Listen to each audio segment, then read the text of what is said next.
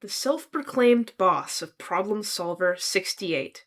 Aru expanded the Gehenna Academy's Problem Solver 68 club without permission to conduct illegal business activities. She aspires to be seen as a dashing and debonair villain, but her frequent blunders always expose her as a poser.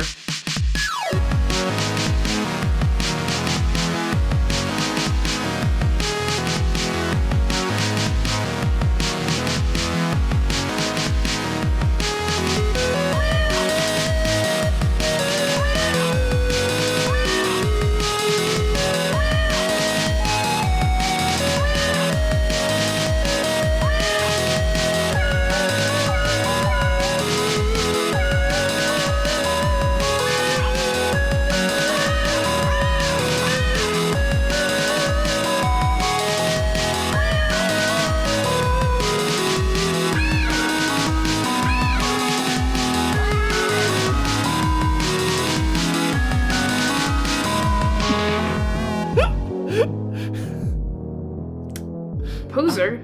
I hardly knew her. Uh-huh. Wow, just Exposer? I hardly poser. Uh-huh.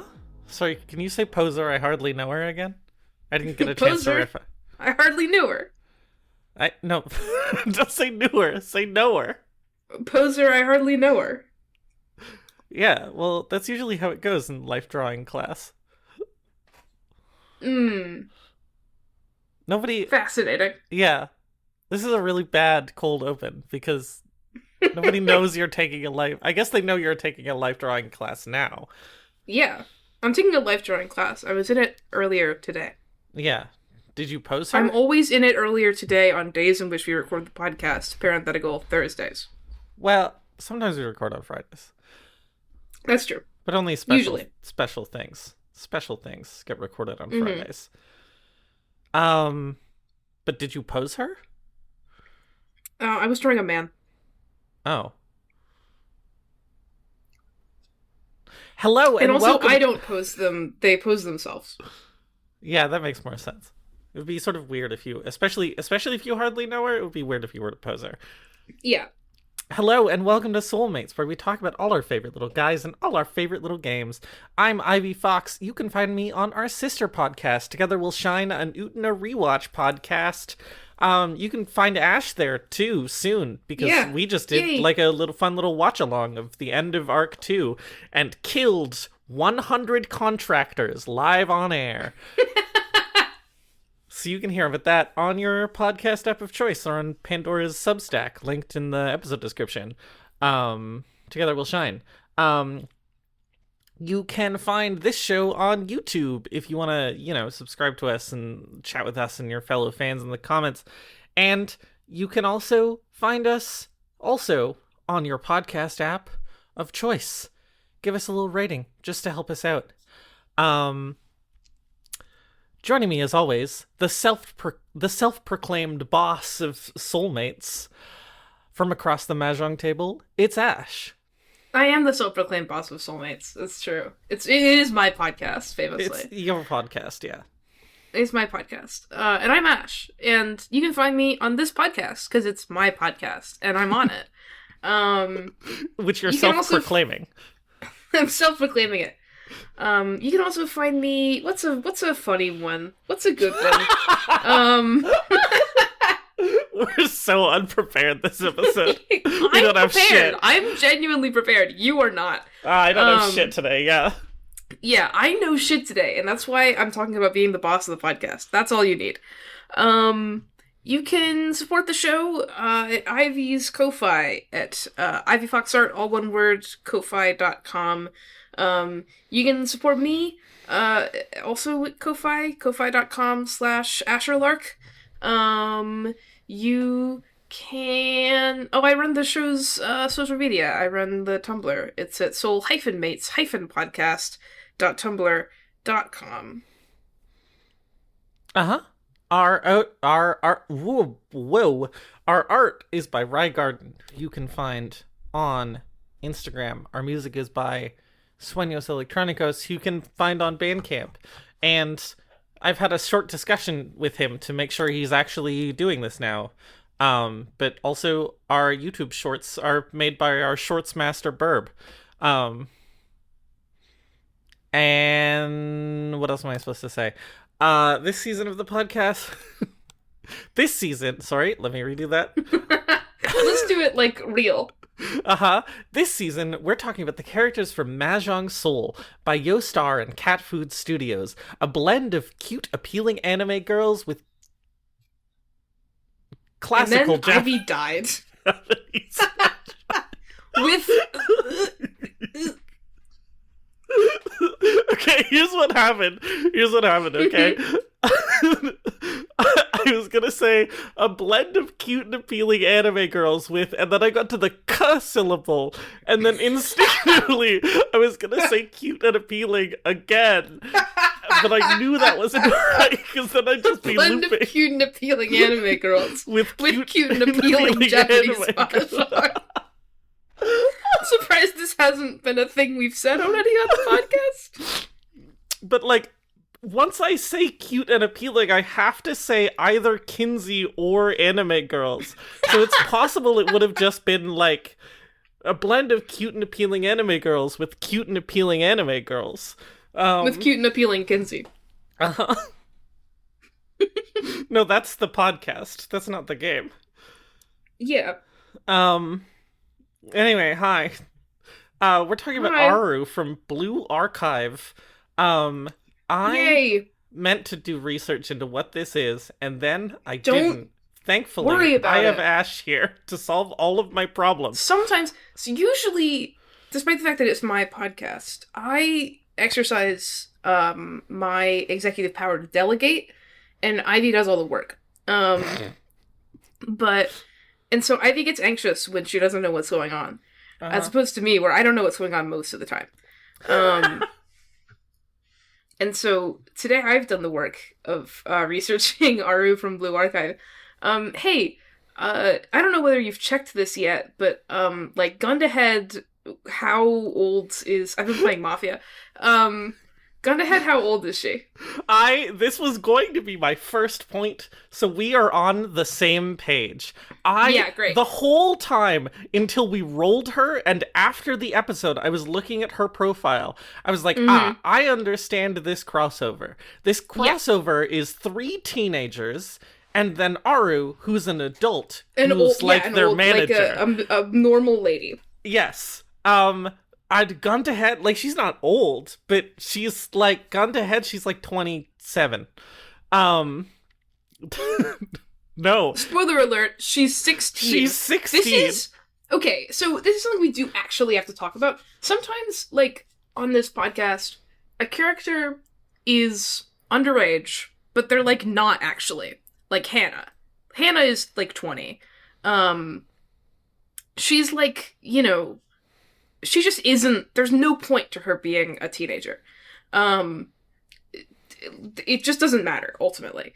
This character, I feel... It is actually something that we have to talk about to some extent. But the role that she serves in the game Blue Archive... Blue Archive is a gacha game where all of your units are students at your school. You're a teacher at the school. So it tracks that she's a student. She's a second year. I see, if you had given me that pitch, and I would have been like, oh, she's the teacher. That's sort of interesting. Yeah. I thought that she was a villain, not a playable character, and that would make her able to not be a teenage girl. Right. But this is not true. Her description actually does kind of a bad job of explaining what her deal is. It makes her sound like she's like an incompetent Team Rocket type, which is partially true. But really, her deal is she's a friendly unit, but she really wants to be like a cool villain. She's like, we're cool villains. I do illegal shit all the time. But actually, she's very nice and caring, which is cute. It's very cute. She's cute, generally speaking. But, like, because everyone in Blue Archive is a high school girl, the role that she serves is, in Blue Archive, to look like an adult woman. Uh-huh. because like you have to have character variety. Right. They can't all look like teenage girls. It's I don't think the point of her in Blue Archive is to look like an adult woman and be a teenage girl. I think she just like is as close to an adult woman as they can do in that game. However, in particularly her bond up we'll talk about, because I have thoughts about that one and how it relates to her being a high school student. But it's just sort of like fascinating. And I choose to say fascinating instead of gross. Uh-huh. Um, yeah, there's just a lot of things about her that, like, she's like large in a way that none of the other Mm, characters are. Like, like just her proportions. She's mm, tall. She like has this is not about her boobs. But she has like a certain amount of fat on her body.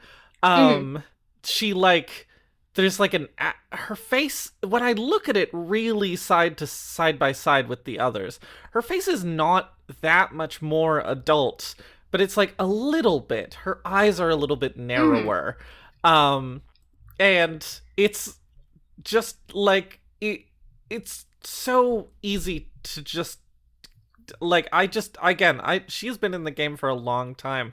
Mm. I've looked at her before. I've looked at everyone in this damn stupid video game many times. I did not Hmm. notice this until 2 weeks ago because I'm Yeah, like, why would no. you even look? To some extent, Why would you? Yeah, she's like obviously an adult woman. actually, I Like mean, this is we'll talk again. about this when we get to her actual outfit, but she looks like just like an adult woman. She's dressed like an adult woman. Yeah, I mean, this is again not to throw. I'll throw ahead a little bit if you're throwing ahead a little bit. I think she looks Hmm. more like a teenager in her bond up than she does in her default. But in her Yeah, that's default, part of my point. that's an adult woman, and this is coming from me who sort of shifting us over gently to Hmm. the to looking at the art. This is basically how I dressed in high school. Yeah, yeah, yeah, yeah. I dressed in like adult woman, you know fancy business skirts and shit. That was kind of my whole deal. This is an Um, Ivy exclusive experience that we put on the podcast. Like many Ivy exclusive experiences we put on the podcast, because I haven't stopped dressing like I'm 15, um, nor have people stopped thinking I'm 15. uh-huh. Yeah, I was like dressing like an adult when I was 16. Mm-hmm. And so like I look at this and I'm like, okay, if I think about it, I'm like, this is something that I would wear when I was her age. But also, I am not normal. But also, she doesn't look like a teenager. Even No. though she is the like exact same physique, broadly speaking, in terms of like her being tall and shit that I did at 16 and is wearing basically the same clothes, and I'm still like, I can't see it even though I Mm-hmm. uniquely am set up to like empathize with this experience. Mm-hmm. No It's adult woman would wear shoes this stupid though. we can start talking about Aru's default look. Um, She has a gun. All of the Blue Archive characters have a gun. yeah. I assume Blue Archive is about shooting people with guns, one Yeah, Blue presumes. Archive is everybody has a halo and a gun. It's great. Um all your students are, masters of combat. It's really, I don't know the lore of Blue Archive. Let me be clear. Uh-huh. I don't know the lore of Blue Archive, but I feel like, and you can rip me apart for this if you know the lore of Blue Archive. I feel like all you need to know about Blue Archive is that it's a gacha game where your units are your students, and they're all teenage girls, Uh-huh. and you fight using them. I mean, Like that's the premise of like a whole subcategory of anime and manga already. uh-huh. I mean, I've seen multiple anime in which, it's the in which it's teenagers who are angels who have guns. This is Yes. like a whole thing for reasons that are beyond my cultural perception. I don't know if they're angels. I just know they have magical halos. She also has a single devil horn. Is this because she's she trying has to two be devil evil? horns, actually. It's She not clear does? in this art. Yeah, you can see it in her emotes. She has two, and it's also visible in all her other outfits, I think. Or No, it's visible not. in her bond up. If you only look at her outfits, Oh it wait, looks no, like she her just outfits has do make her look like she has one. she has one horn. I mean, I guess it wouldn't make sense because it's on the opposite side in her paid outfit. But yeah, that's what I was saying by her outfits make it. Yeah, I guess her head is tilted a little. I feel like you should be able to see her other horn in this image, at least a little bit. It's kind of a chonker. it is. I feel like you can. No, you can't. You can't. It's not there. I want to hallucinate that there's like a little bit of it there, but You there can't. isn't. You can't. That hair. The hair is not. The hair is falling straight down and then going back over her shoulder. It's not there. Oh, they're all human. I'm looking up the lore of Blue Archive. They're human, not angels. Okay. Hello. I ate food right before this. It was not a good idea. Put that out. You're not going to, but you could. I could. I might. Humanoids range from the common human to resembling various things, but they're all like the races are humans, werebeasts, and robots. So all the people who have cat ears are human. It's fine. And they just all have halos.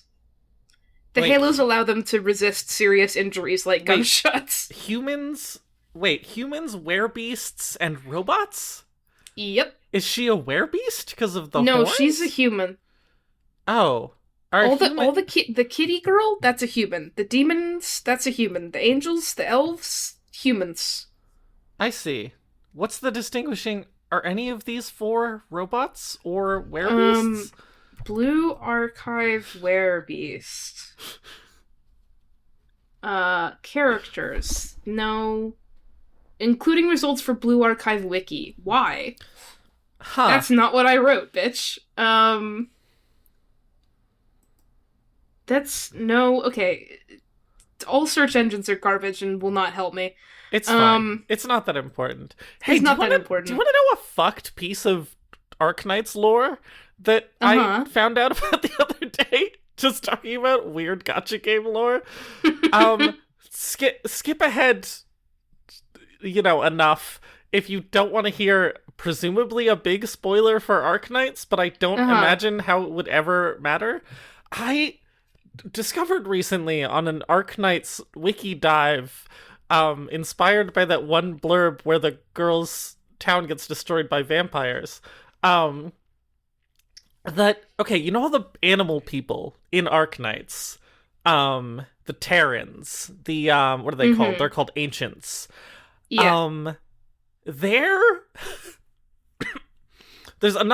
like, the very ancient race-ish, in that game is called Predecessors, and those are arguably humans. And all of the animal people races in Arknights are not humans that evolved animal features. They're animals that were evolved into humans. That's awesome. That's so sick. I've just been lying on the couch thinking about this all day. The dog people are like they evolved from dogs. That's awesome. Anyway.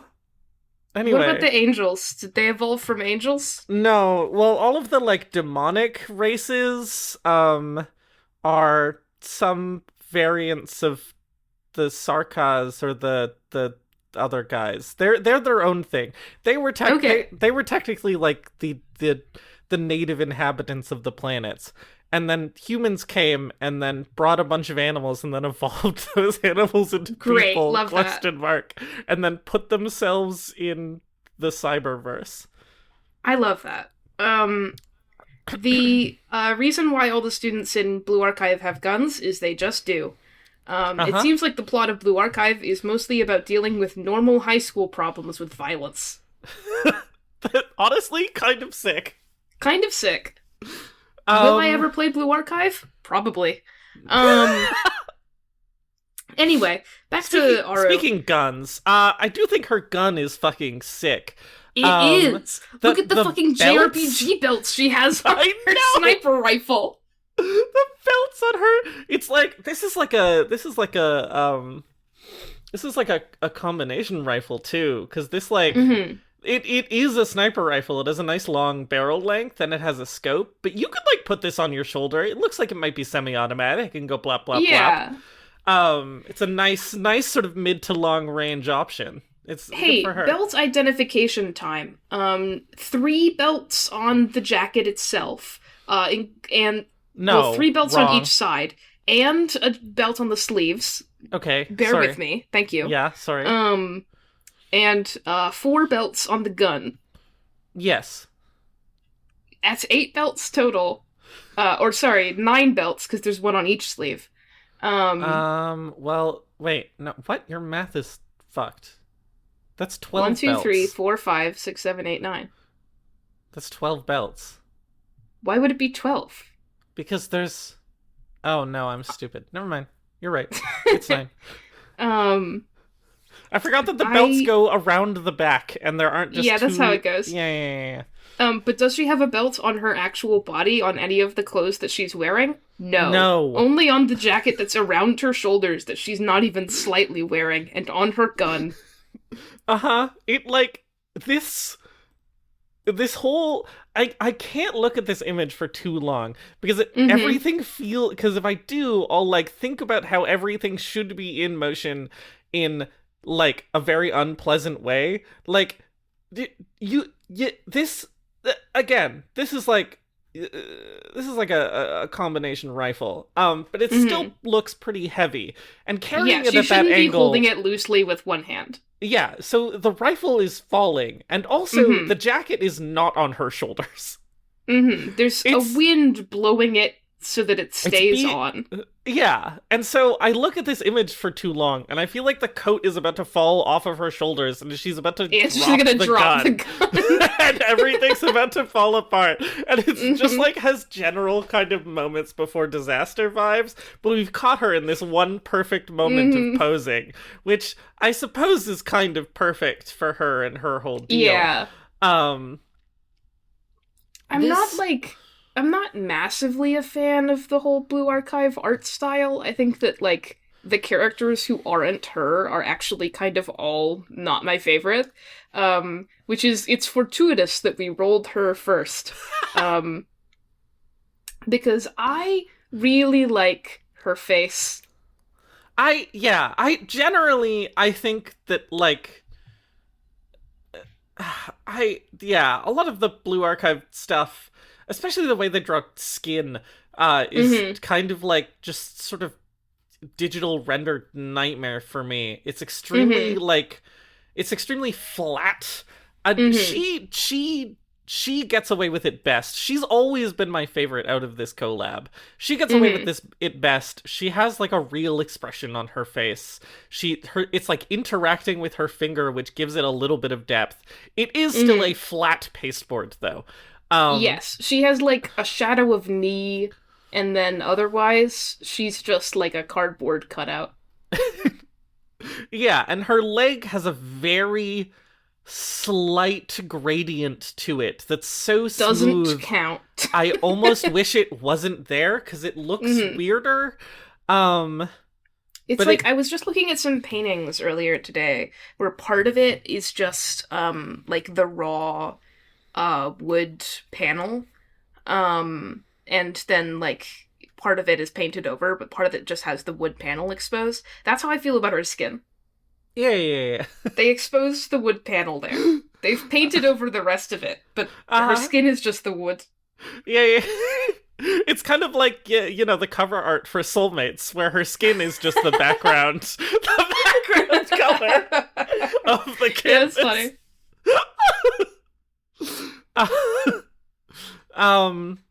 Yeah, it's also like, nobody likes this. Unless you do, I suppose, in which case that's fine. But, like, this particular image's, like, body cling film really bothers me. Again, because I know what it's like to wear this kind of skirt. Yeah. And a skirt made out of this flimsy material, like, it's so it looks so thin. The way that it's crumpling around, like, the line between her thigh it's and her belly. It's slightly translucent at the bottom. Yeah, which hard, is hard normal. to argue that it's not. Yeah, I was talking about this with Kit, I think, a while ago, which is that, like, this is somewhat rendered well. This is a normal thing that fabric does. When it's not pressed up against something, the light can filter through it, and it looks more transparent than it does when it's right up against your skin or right against a liner. That's why things have liner. Is even heavy wool, you can see through it a little bit sometimes.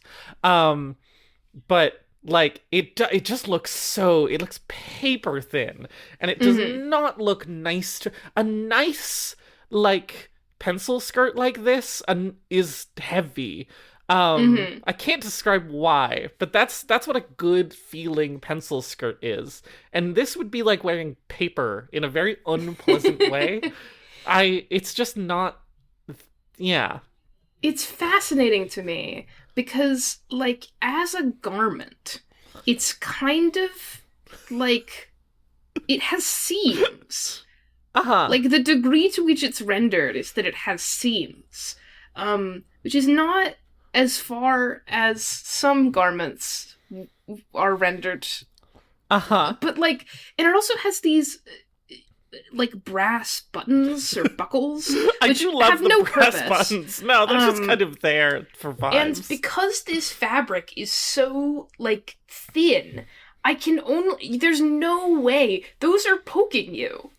Like, yeah, you can feel the coolness of the brass button through the fabric, right? On your tummy. On your tummy. On your tum-tums. On your tum-tums. It's also like, you were just talking about how she appears to have some fat on her body, which immediately disintegrates if you, like, look at her waist. But, you know, based on vibes alone...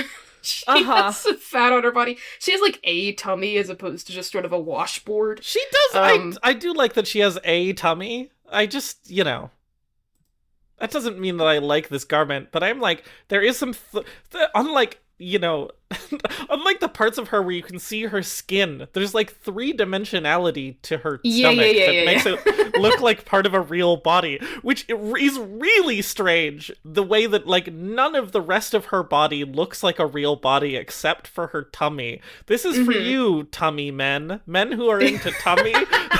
This piece of art is for Why you. Why can't it be for me, tummy people? Why does it have to be for men? Why can't it be for tummy Ash? I'm sorry, Ash. It's fine. Tummy people. Tummy people got no reason. Tummy people got no reason. Sorry, never mind. I was gonna talk about her stupid gloves. Please. Hey, here's the thing. I like this outfit. She's wearing, like, a nice white shirt. She's got a string tie. She's got the pencil skirt. It's, like, perfectly cohesive along with her stupid anime villain jacket, which is perfect. Like, honestly, no notes on the jacket. It's so goofy. Oh, yeah. But then she's also wearing white gloves and stupid shoes. And both of those things make me go, what? Why? No office lady is wearing pristine white, like, wrist gloves that just, like, there's a slight gap between the sleeve and the glove, which is deeply unpleasant in every way. This is for you, and wrist no people. Office lady, I mean, maybe you're wearing these, like... Maybe you're wearing these shoes that, if they don't have the yellow bows on them. I do need to stop you for a second. Look at these shoes. Look at the shape language of the shoes. Look at the yellow bows. They're boba, yes. These look at the yellow bows. These belong on a Nanami outfit.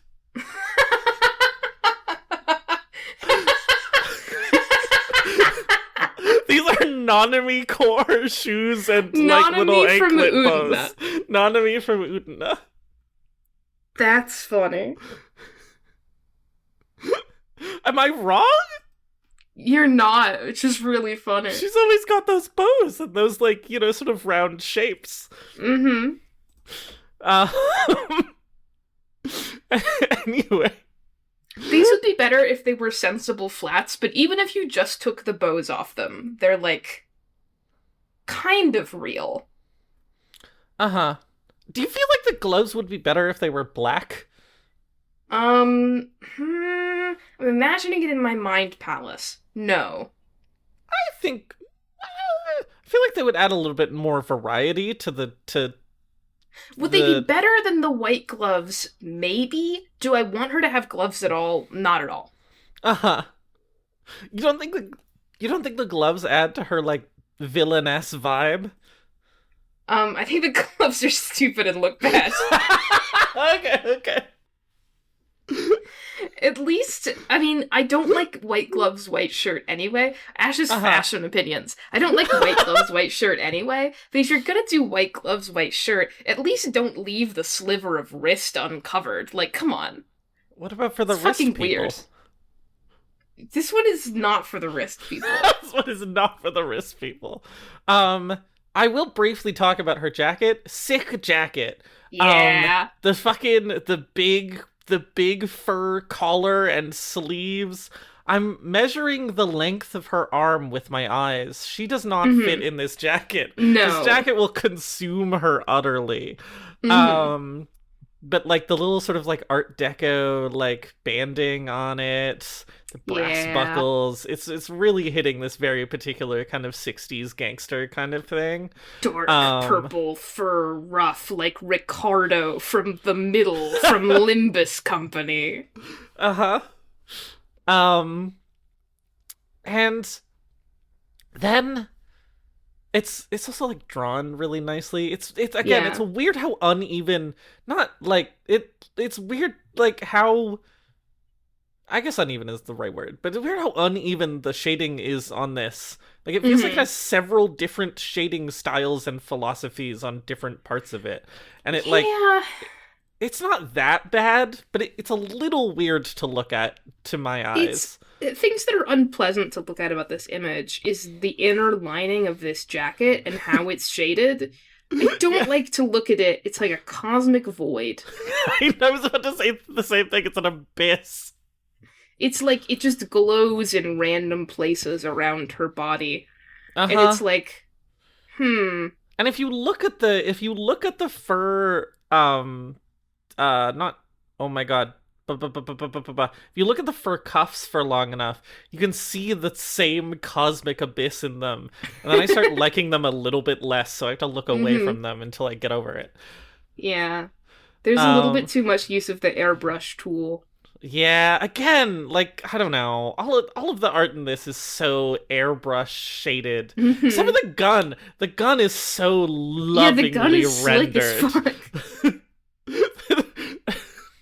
It's like the belts, the gun, and the tummy are the parts of this image that are, like, rendered. Early episode title contender. The belts, the gun, and the tummy. Okay, the belts, the gun, and the tummy is really good. Isn't it? It's only like half an hour in, but I think we might have found it. And then she has her little horn, which has this sort of little sparkle on it. Again, extremely looks like she only has one horn. Which would be kind of sick. It would! But I wish she did. I like that her gun, her belts, and her horn all match. Yeah, no, she's got that, she's got that sort of reddish violet gold thing going on. Yeah. Which I'm biased towards it, because I like red and gold, and by extension, I like purple and gold. It looks good. It, kind of rules. Her hair and her little tie, like, don't quite match the color scheme in a way that I think is fine. In a way that makes it feel a little bit more grounded. You know. Yeah, I think the red string tie is just kind of real. Yeah. Um and like, you know, she's clearly color matching her outfit to her hair, but isn't doing it perfectly, which feels right in a way. Um and then she has her stupid little halo. I was gonna say, are we gonna talk about the halo or are we gonna ignore it? I don't know. I mean, there's not that much to talk about. It's sort of like a standard sort of like, you know, sci-fi Halo. It's got all sorts of sort of glyphy elements with like bits sticking out and whatever. It's fine. It's a Halo. They do have all differently shaped halos, to the extent that when I was looking on the wiki, it describes her halo as part of her appearance, and describes that it has these two bits sticking out from the sides. And I was like, okay, thanks. I'm perusing. They do all have different shaped halos. Good for them. This doesn't matter to me. But it is true. I am looking at some of the other characters in this crossover, and like some of them work a little bit better. Like Mutsuki has a little sort of like rose and thorn thing in her halo.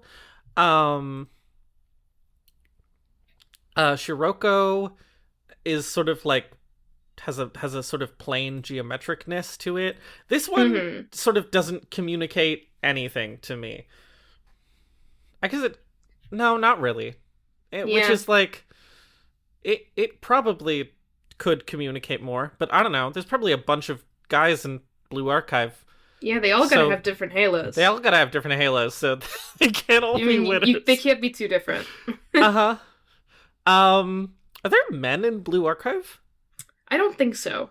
I think it's all girls.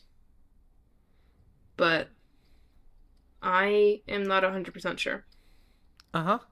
Looking up, are there men in Blue Archive, and receiving, what are you trying to look for? Blue Archive Wiki? That's what's happening in her first emote. Is I'm calling 411. I'm calling my local sort of information, and I'm like, hello, are there men in Blue Archive? I'm looking this up. The first answer that I get off of DuckDuckGo is a Reddit post that says, "Is there any canonically explanation for no male student in Academy City? Title speak for itself. Got curious about the plot of City." And the response is, there isn't. It's not even mentioned or doubted, as if everything is normal. Just like every other strange phenomenon in Kivotos. Kivotos is full of mysteries that are yet to be explained. Like, why the girls have halos, or why the city is filled with sentient animals and robots. What's up with the Decagrammaton? Where are the girls' parents? I mean, is the world outside Kivotos normal, full of humans? That's just a few questions that probably gonna be explained at some point. I feel like this is a person who's from like a very specific part of America and hasn't watched any anime or know things about the world. Where are the girls' parents? Because like the concept of a girls' boarding school is like not especially foreign or strange in any way. Sorry. That's normal in many parts of the world. Someone in this thread does suggest that there might be a separate male Academy City, but I mean, all the people in this Academy City are they're girls. It's a girls' boarding school. That's normal. This is a normal thing to have in like an just anime one of thing. the many mysteries. Just one of the many mysteries. The world of Kivotos. Anyway, that's not her first emote. That's Aru 2. They're out of order again. They're out of order again. Wiki! Mahjong.club. Why? How have you done this? What's wrong? Are you okay? We're looking at Aru 0, which is the one where she's saying hi. She's saying hi. In this one, her eyes are sticks. And she's happy. And she's yay. And she's hi. This... Sure... Fine? This emote is kind of hard to look at. Yeah. First of all, this might just be a website, like, image dumping problem, but, like, It's a little frayed at the edges. It is, yeah. And also, this yellow blob behind her is not a perfect circle in a way that, like, keeps catching my eye. That little corner of it that goes in keeps catching my eye, and I'm like, what is it? Is it an egg yolk? An artifact of crunch. An artifact of, like, art crunch? It's much easier to just draw a circle if you're art crunched. You just use the circle tool. It looks weird. But also, it's just like, it's hard to explain. Why is she so happy? She feels like she's at a weird distance from the camera. It feels really busy. It's just hard to look at. Her eyes are much crisper than the rest of the image. I mean, I guess they are just black lines, but yeah. I don't know. She has a non-cursed hand. That's an achievement. This hand is mostly kind of normal. Yeah. This is like a normal chibi hand. Yeah. Like, you can't do this with your hand, but you're not a chibi. I don't know. Is this part of her vibe? Is this her thing? Is that she's secretly friendly? And this is her being secretly friendly? No. She's okay. She puts out an atmosphere of I'm evil. Uh-huh. And she thinks she's evil. Uh-huh. I don't think she's like this. Uh-huh. And it's scary. Uh-huh. I mean, she's cute. It's just like... It's cute, but it's not a picture of her. It's not a picture of her, and it's kind of scary, and it's kind of hard to look at. And that's how I feel about Aru Zero. Great start. The first emote. What about R1, the second emote? How do you feel about that one? In this one, she's not an emote. She's a real person. They do this sometimes. They draw emotes in, like, sort of full character detail instead of chibi character detail. But she's just like, she's in full detail. It's got a full background. She's giving an evil sort of caddish smile. She's got her eyes narrowed at you. The background is black, and she's, like, illuminated only by her halo. You can see both of her horns, which is really upsetting because I'm looking at this and then I'm looking at the main art right next to it. It's like she didn't turn to the side that much. Right, the angle of her head is not that different, and yet you can see all of her left horn when you couldn't see any of it before. And I hate when you say the words right or left, but I agree. Uh-huh.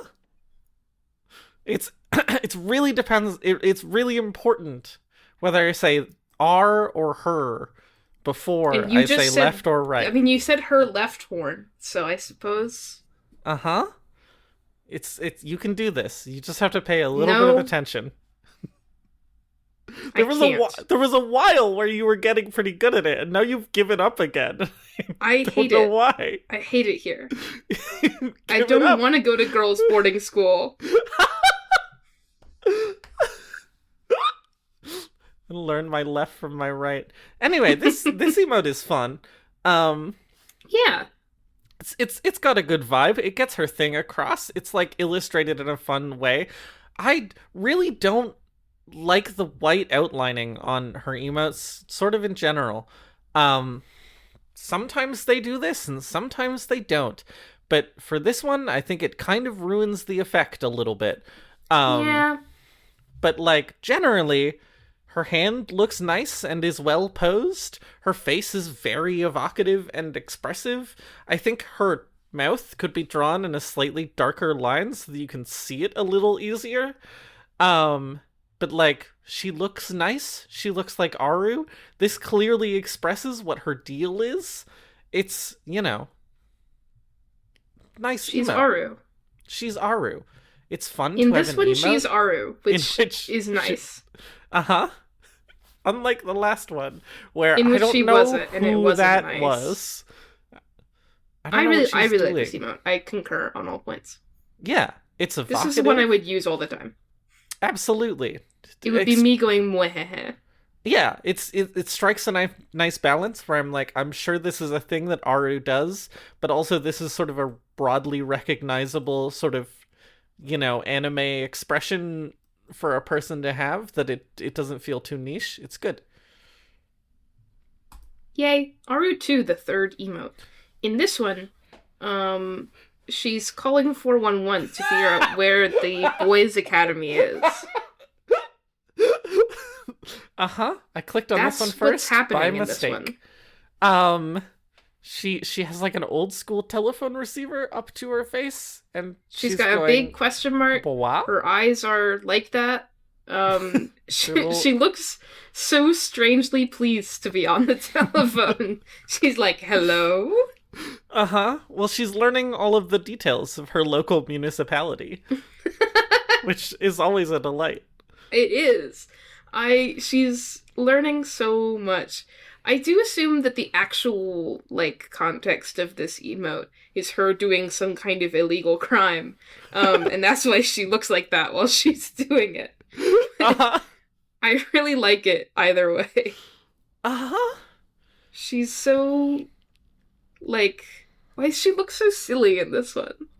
I don't know, but I like it. She's silly. Unlike the first one, I feel like this hits a particular way.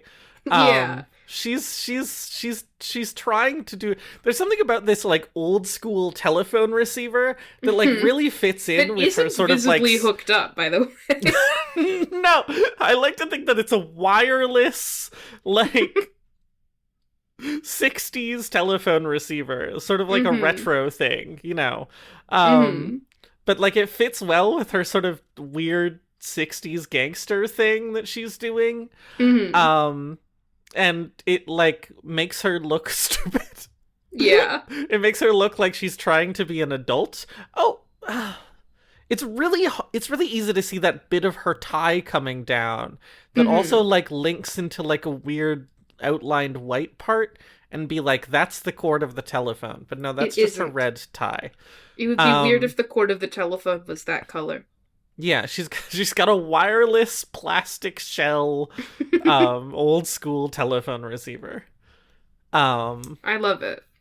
I don't know charming. when you use this emote. You go, it's what context? In what situation do you need to do this?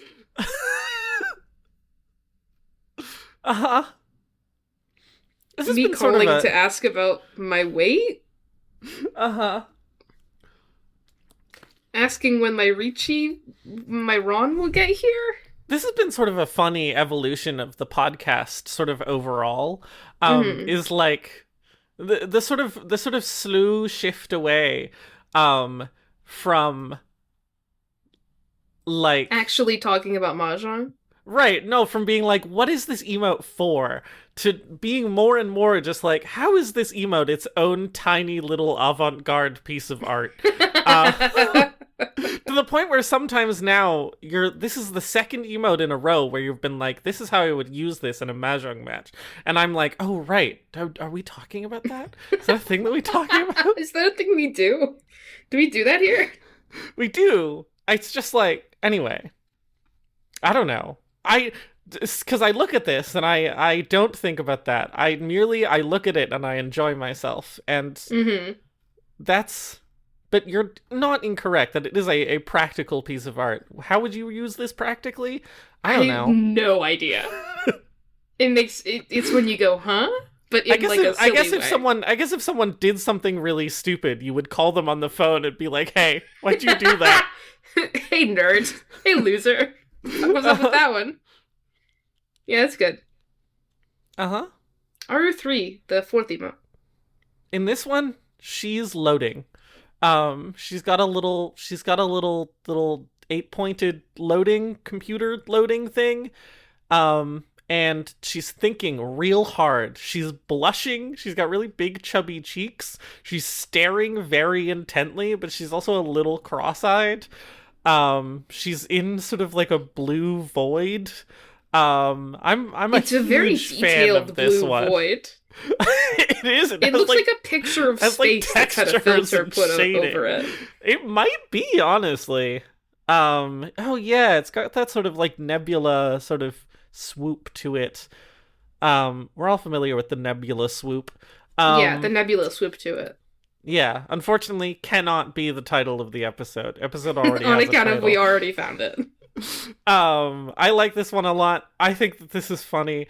I think that, like, you look at it from a distance and you're like, oh, she's loading. And then it has a lot of good detail. You notice the blush. You notice her little frown. You notice her, like, weird staring eyes.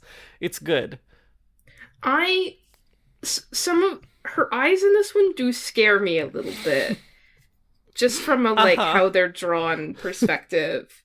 Because one of her pupils is a little off-center, and it makes me go, like, what? It makes me load like this. Yeah, she's a little cross-eyed. So really, it's performance art. I wish I was in the room when they decided to do this. I just want to know. I just want to understand. This one is after the call one, because she's on hold. She's making dial-up sounds. Great, no notes. RU4. No notes. RU4, the fifth emote. The fifth emote.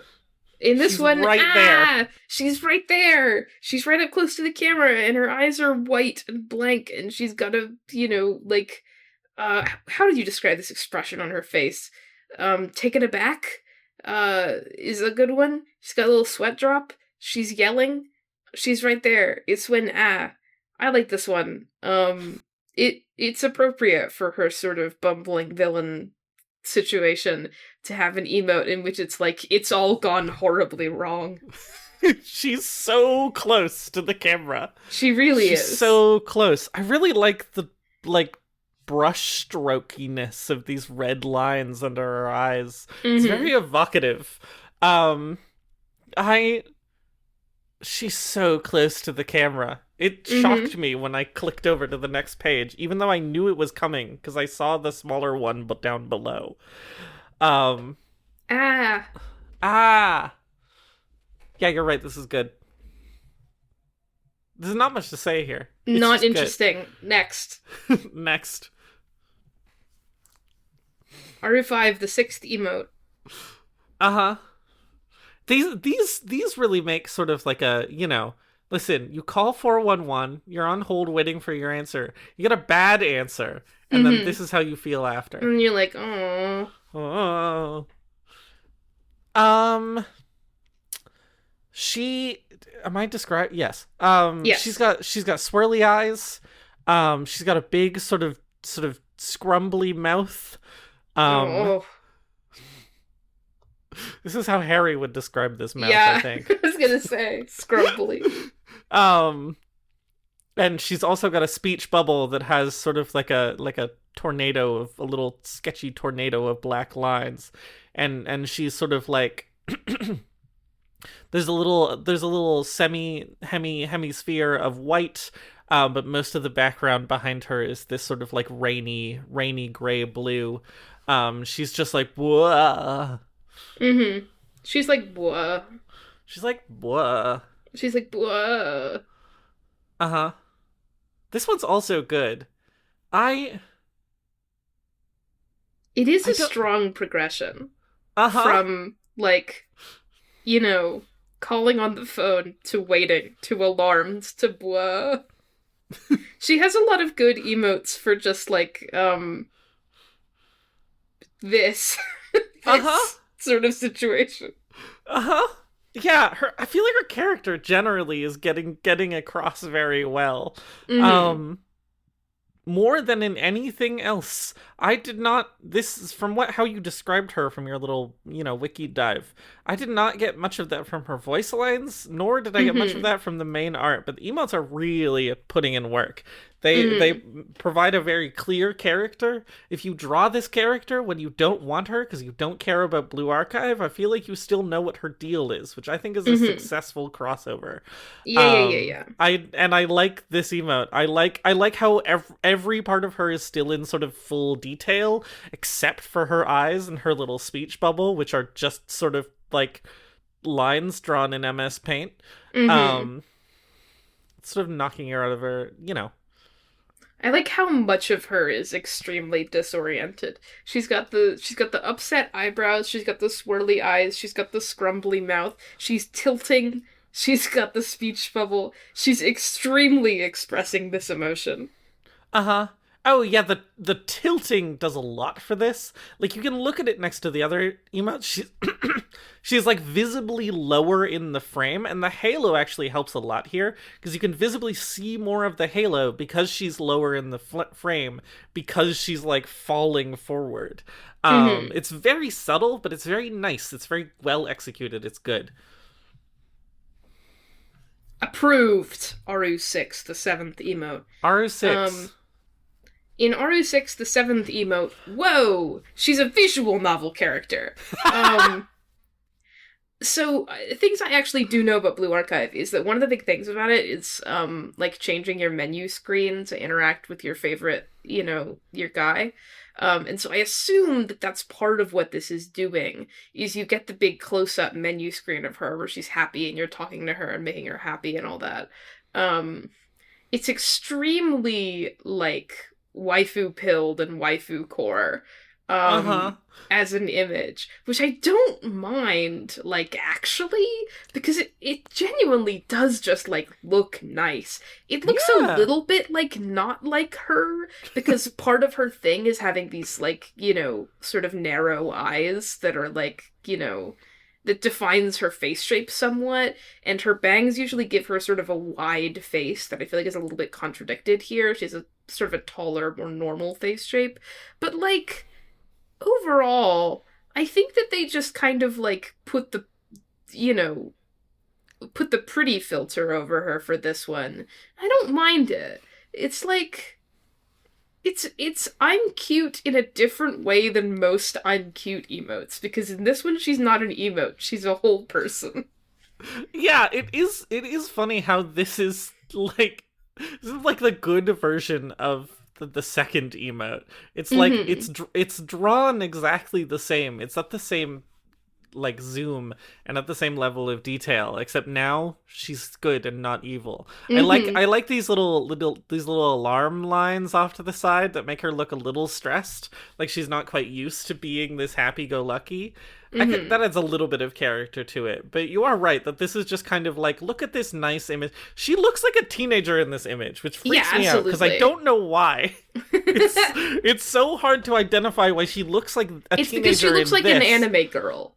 Emphasis on the girl. Yes. Yeah, it's nice. Is it Aru? I feel like I don't have enough information to say.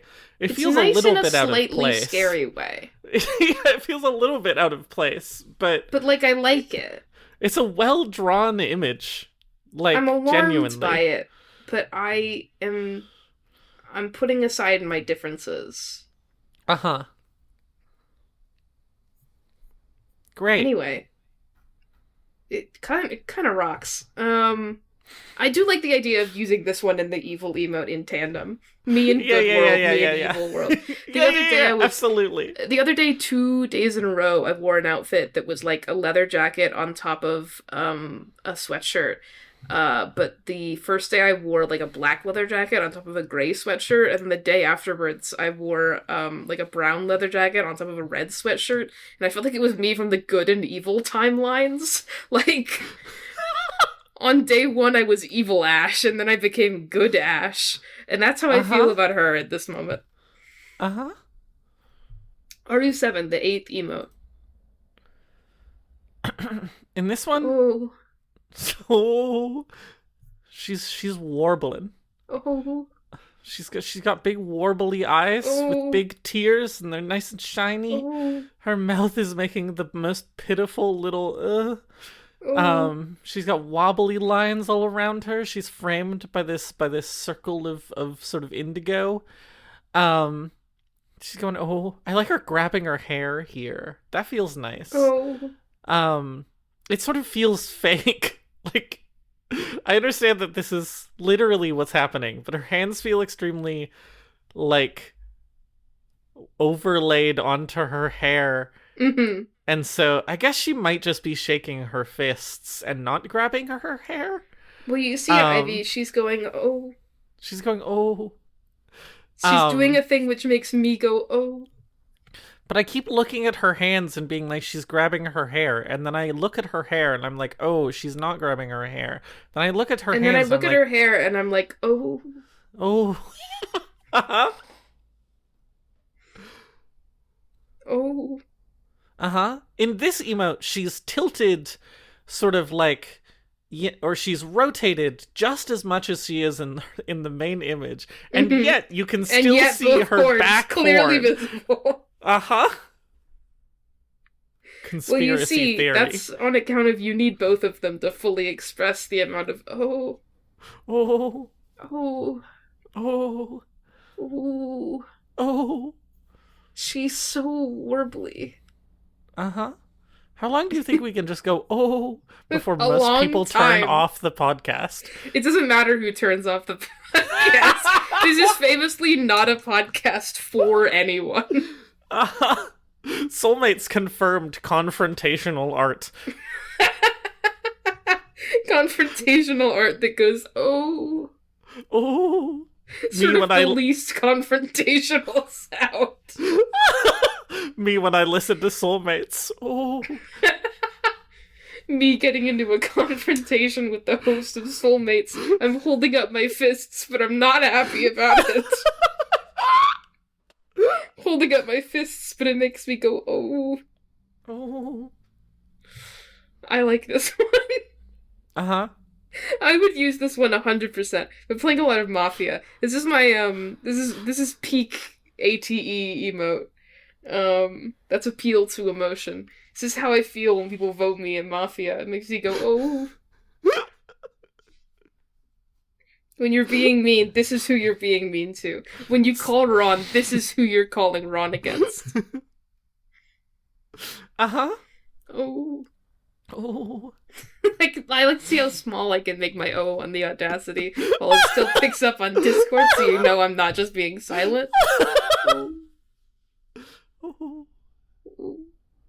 I have my Discord sensitivity turned way down, so I've got an edge. I've got an edge on you. You can't be that when people vote for me in Mafia, I become her Aru1, the second emote. Are you sure that you don't become Aru8, the ninth emote? Wait, 1, 2, 3, 4, 5, 6, 7, 8, 9. Oh no, I do. You're right. Correct. This is my segue.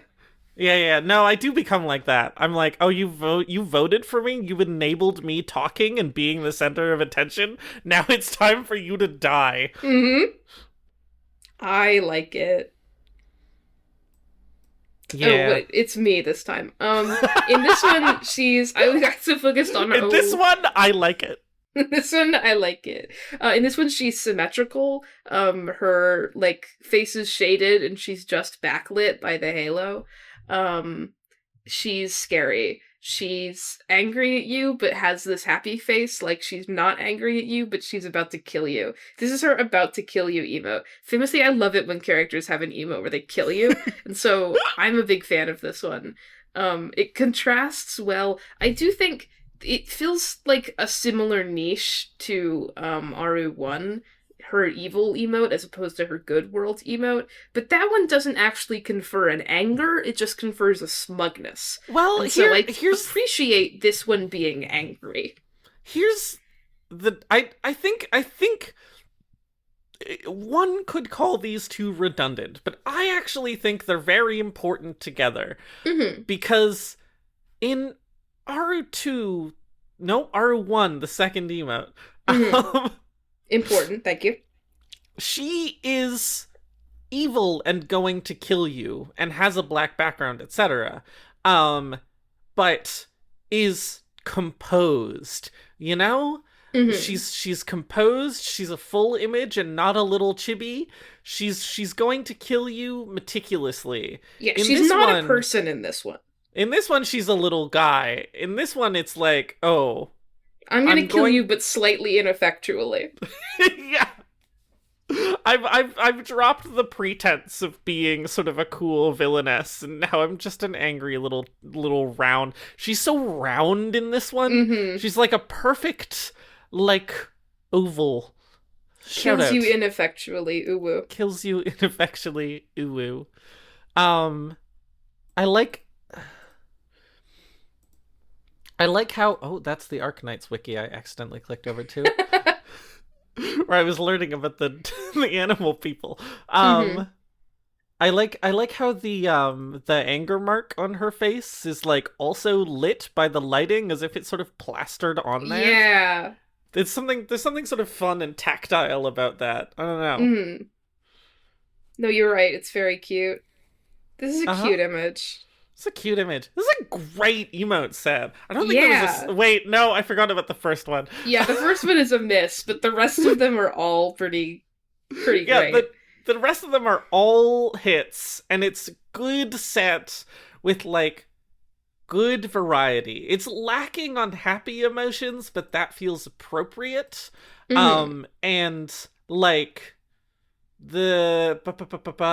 Oh, I have to like backfill zero indexing. This is 8. Aru 6, the 7th emote. It fills so much of your happy-go-lucky needs. Yeah, it's good. It's got good variety. It portrays like such a clear character, with reasonably decent emotional variety, even if she's often upset.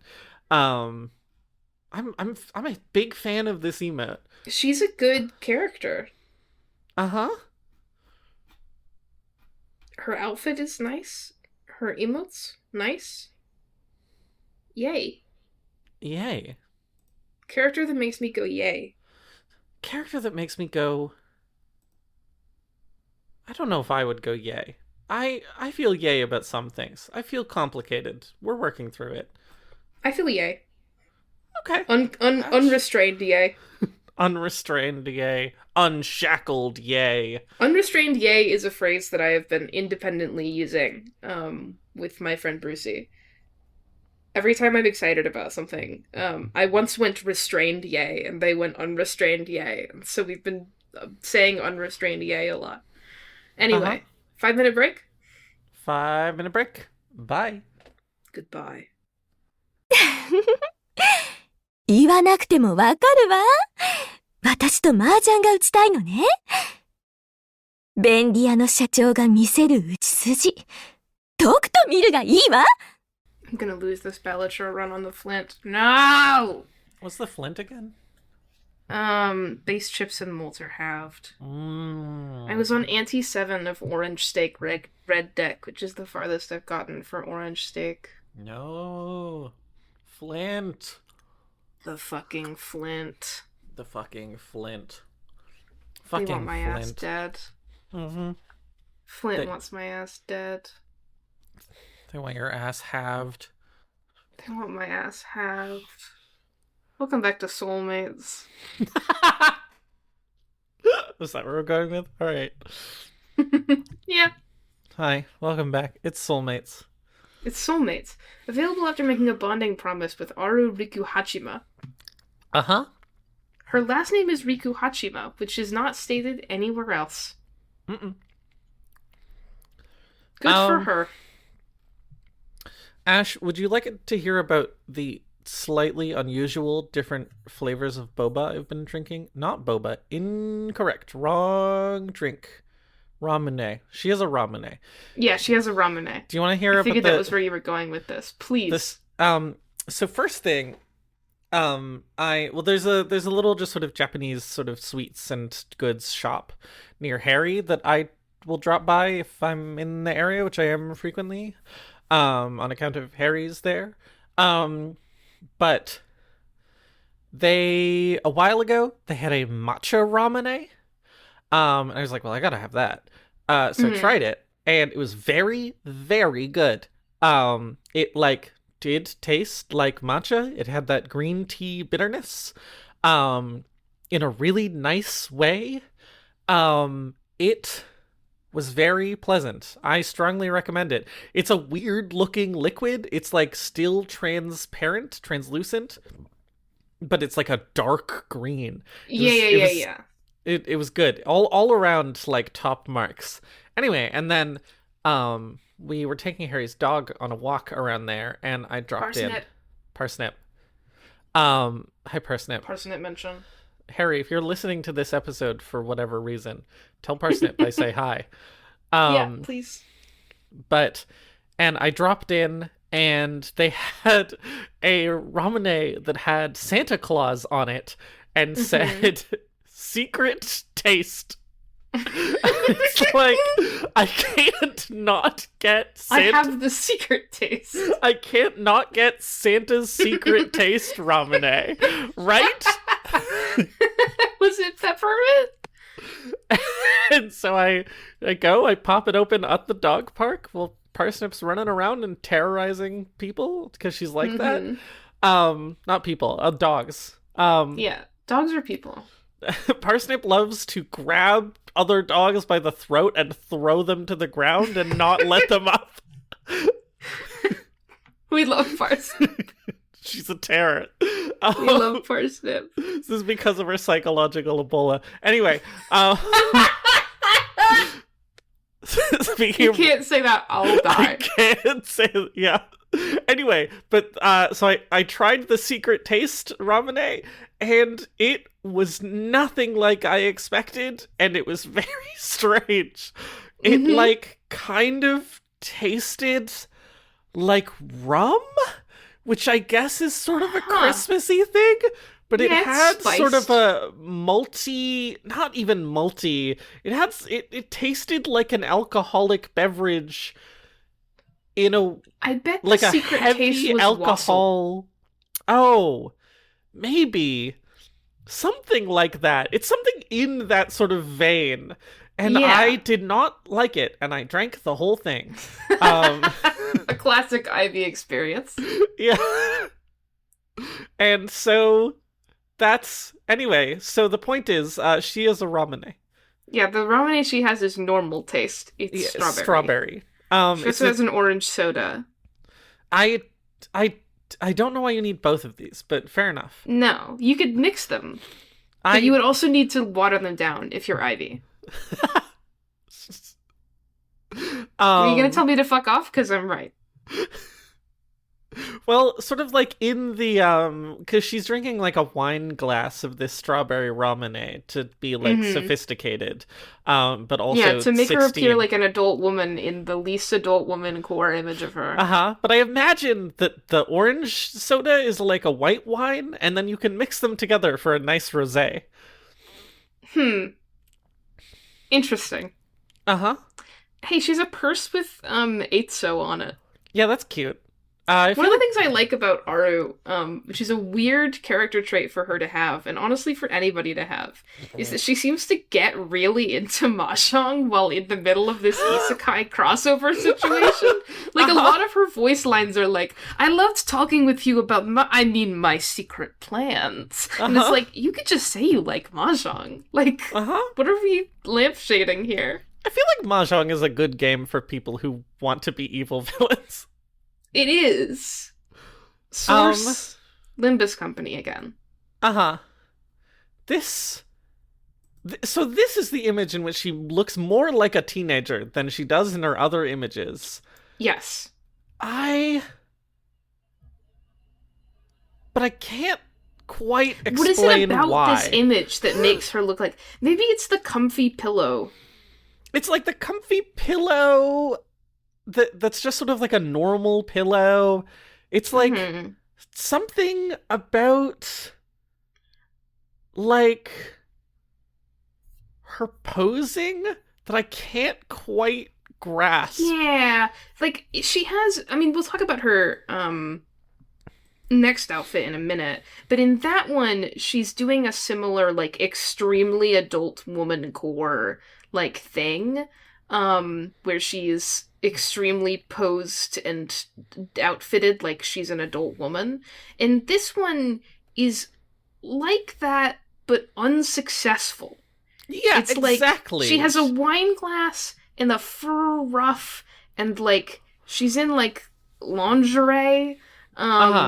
Basically, I mean, yeah, I'd call this lingerie, but she just looks like a teenager more somehow. But I'm not sure why. I'm glad we're on the same page about how ephemeral this is. It's like she has this. Is it the braid? Because it's not the wine glass full of juice. You can cover up the ramune and forget that that's not just like, wine that's rendered particularly pink or like a rosé. And then yeah, she I mean, the still ramune looks is just like a that. nod. It's a nod in the art to like, oh, let's be cute about it because she's a teenager. But like, this is nothing. It doesn't matter. But it's like, it's interesting. She still doesn't look like an adult woman. It's probably something about the proportions of her body, like her arms. Yeah. Are very small and thin. Yeah, her legs are not. I'm like, hang on, let me do a comparative analysis. Yeah. Classic. Her legs are not that much shorter than they are in her main art, if at all. But like something about the pose makes her look smaller. She looks like a tall teenage girl, but she just like something about it's weird. I something about like the slope of her shoulders. I know that sounds insane, but like I can't. Yeah, no, you're absolutely right though. Something about the slope of her shoulders. Ivy, what does this mean? I can't tell you.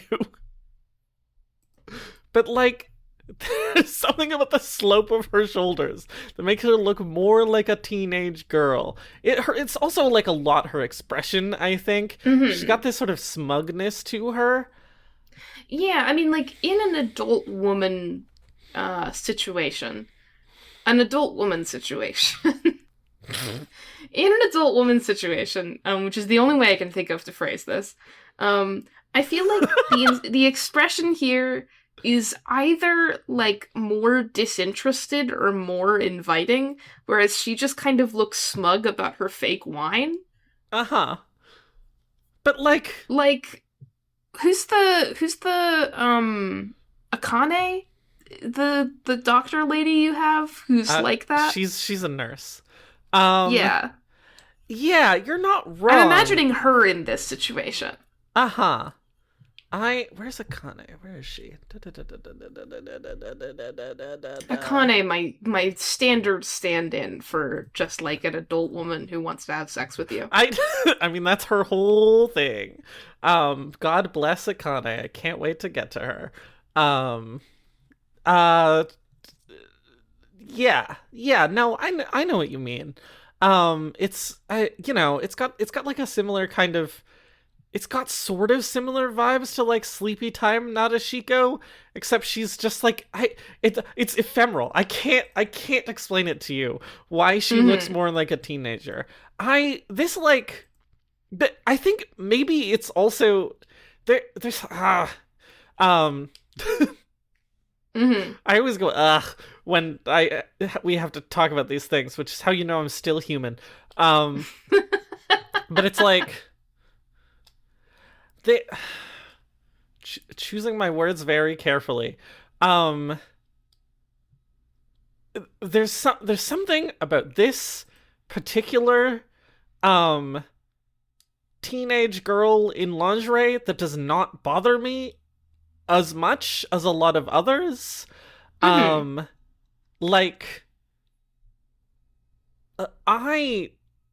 don't think, like, I personally don't want to be in this situation, but she looks comfortable and happy and like she's doing a thing that she wants to be doing, which is not how a lot of these look. Yeah. And that makes it a lot more palatable. Yeah. look at this and like I don't imagine her looking at me so much as this is just like a thing that she is sort of doing in her own bedroom to like feel fancy. And then I'm like, she looks comfortable in a pleasing way. Mm-hmm. I don't know. It is still yeah. It is still that, but there's an aspect to it. I don't know. She doesn't look uncomfortable, which is important. Yeah. Basically always in Soulmates, the podcast. She just looks like she's having a nice time, which, you know, good for her. This outfit is insane. Okay. To get to talking about it. Yeah. Right off the bat, I love that the little rose clasp on her little sort of, you know, on her chest is the same rose as that's on her gun. I think that's great. I like tummy fan cam. It's still here. It's still here. The tumby it's been preserved. She's a little skinnier in this one, it feels like. Yeah. This like lingerie, I mean, it looks more like lingerie if you imagine that it cuts off like just below the waist, but it doesn't. She's like sitting on it. It goes low. I think it's supposed to be a dress. I think it's supposed to be an evening gown. It's more like an evening gown. Yeah. Which is weird. Go on. It's like I'm trying to imagine her standing up in this garment. She's also wearing more reasonable shoes, but they match with the coat. And I think that these shoes are less reasonable. What are you talking about? You think they're less reasonable? What are these shoes? These are like weird. These are slippers with heels. Yeah, they wouldn't be comfortable to walk in because you don't have any like thing attaching your heel to that heel.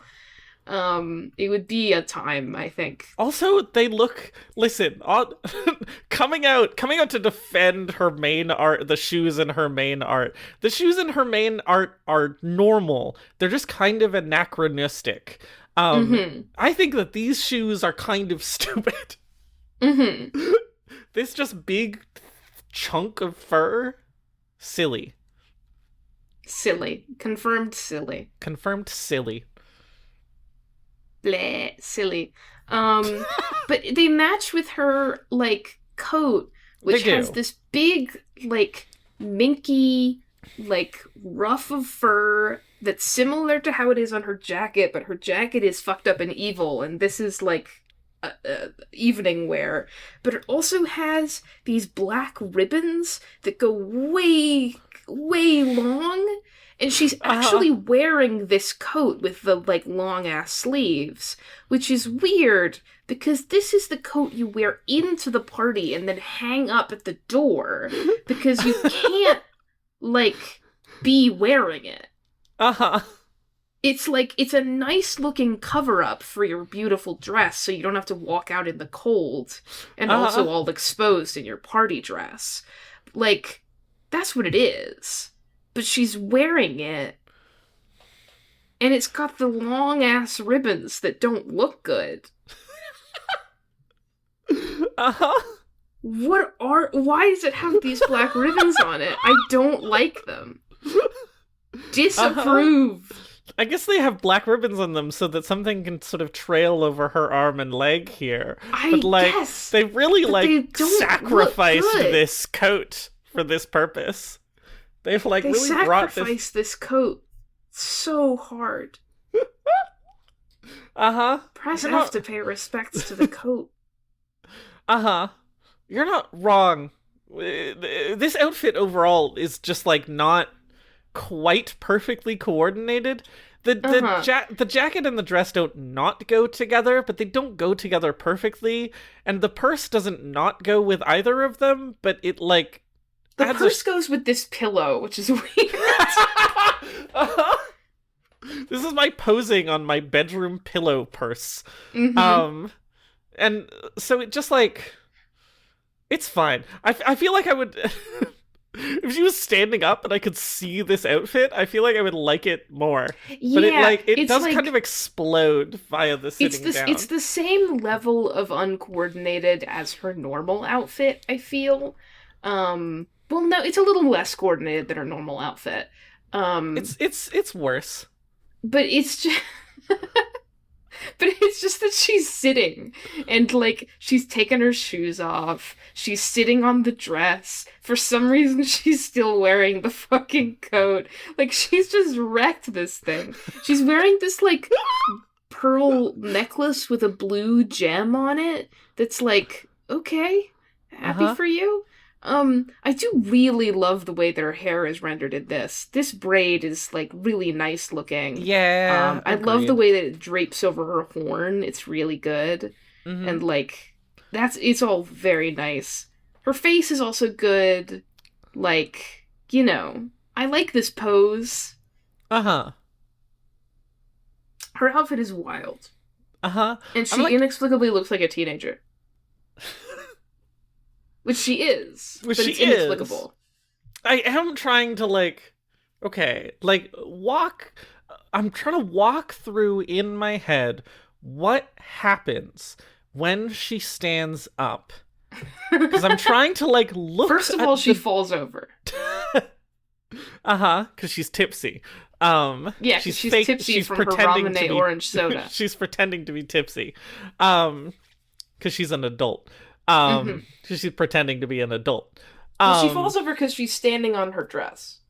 Yeah, but, like, is this, like, does it have, like, a back panel? And, because, like, you can see on her right side, like, that there's a part where it attaches to the ruff, to this, like, petticoat thing, and then goes up.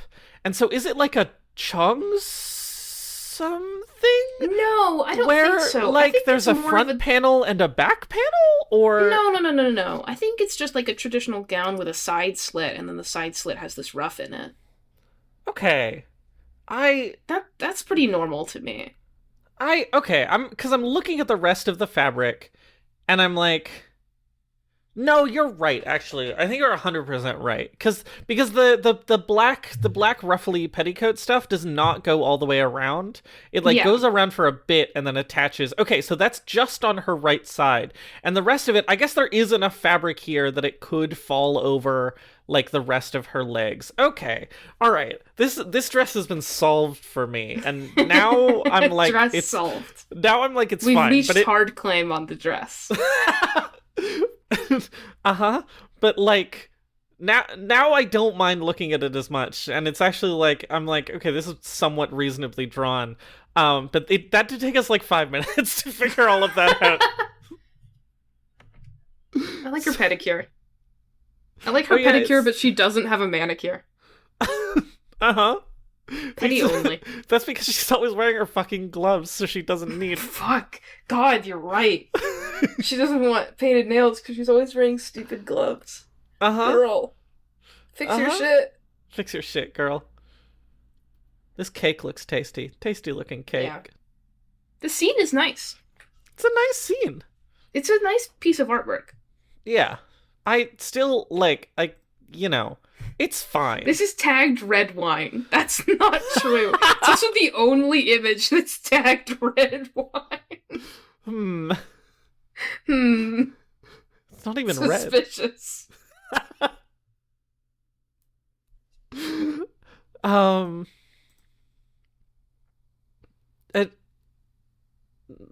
Again, her like leg is upsettingly smooth. It's so airbrushed. I don't like looking. It's like it doesn't jump out at you, but as soon as you like look at the airbrushiness of it, it's like it's like her whole leg is a shiny sake knee.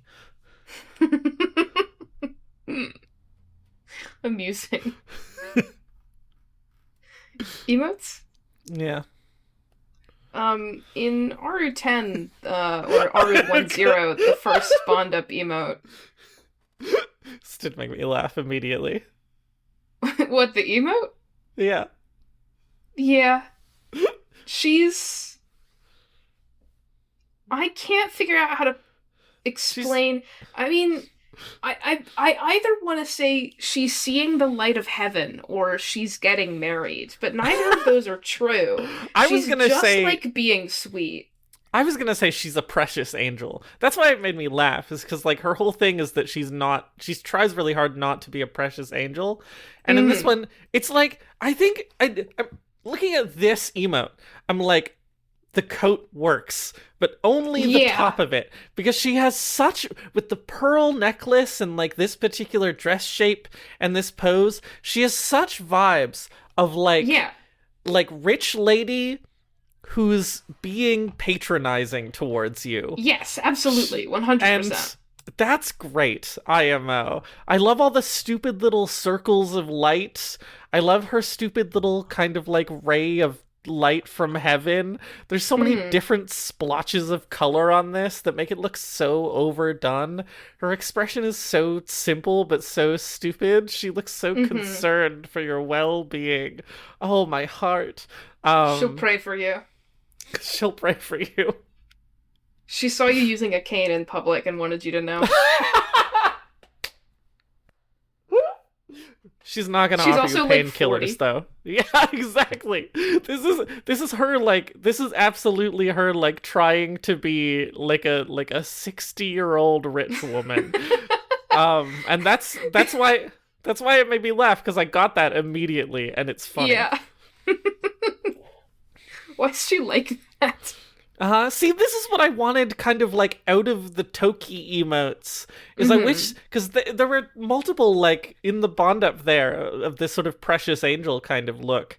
And I wanted that kind of like sense of like, we're gonna portray her as a precious angel being like sort of wink wink, everyone knows she's a bastard. That we just didn't get with Toki, but this somehow is sort of hitting that in a way that really works for me. She's so...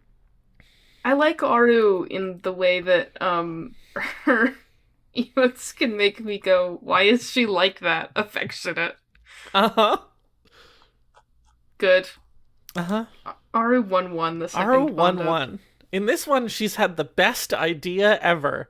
She's pointing her finger up. She has big happy eyes. She's a big mouth. She's big devised smiling... an ingenious plan, like Don Quixote. And she's got like exclamation lines and flowers flying off of her. She's again, I like. The top of this dress is really working for these emotes, because this also has such good like, aha, I am the smartest woman to ever exist kind of energy to it. This gives me like, she is 16 feigning being 40 at this party, and she's just decided with her gang of, you know, like youthful delinquents that they're about to heist something.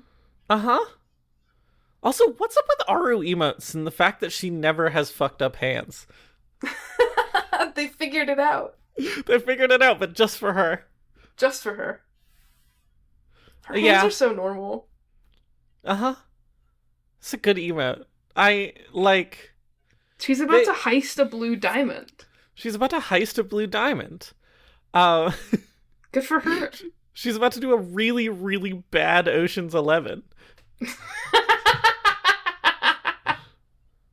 About to do a really, really bad Ocean's 11. This is just a phrase I like. I guess there's only girls, so it would be Ocean's 8. She's about to do a really, really bad Ocean's 8. Good for her. Good for her. Good, great. I love those first two next to each other. They have such good energy next to each other. There's so many like emotes in her whole set that feel paired very intentionally, and it's really nice. The third one is frankly also paired. Aru1-2, the third bond-up emote, she just did a really, really bad Ocean's 8. This is such a... I also think that this fills a niche that isn't filled by any of her original set, which is nervous but trying to play it off, which is extremely Team Rocket. She's like, she's sort of whispering off to the side. She's got a bunch of sweat marks. She's got a blue background. The color language in this has been pretty impeccable. No misses. She still looks like she's devising an evil plan, but she kind of is a little bit wall-eyed about it. She's like, Yeah, this is Aru having to improvise. Yeah. She's not as good at it. Yeah, it looks like she's talking to someone off screen. It looks like she's sort of, like, nervously laughing. There's a couple different ways to interpret this that are, like, don't run into each other necessarily. It's very funny. They've really, like, pared down the art style for this one. The way she's drawn is a lot sort of blobbier and less distinct because she's falling apart, which is really good. These three emotes are just a perfect set of, like, role-playing at this party, about to heist this party, needs to play off that you were about to heist this party. She's perfect. One of the perfect women. Outfit?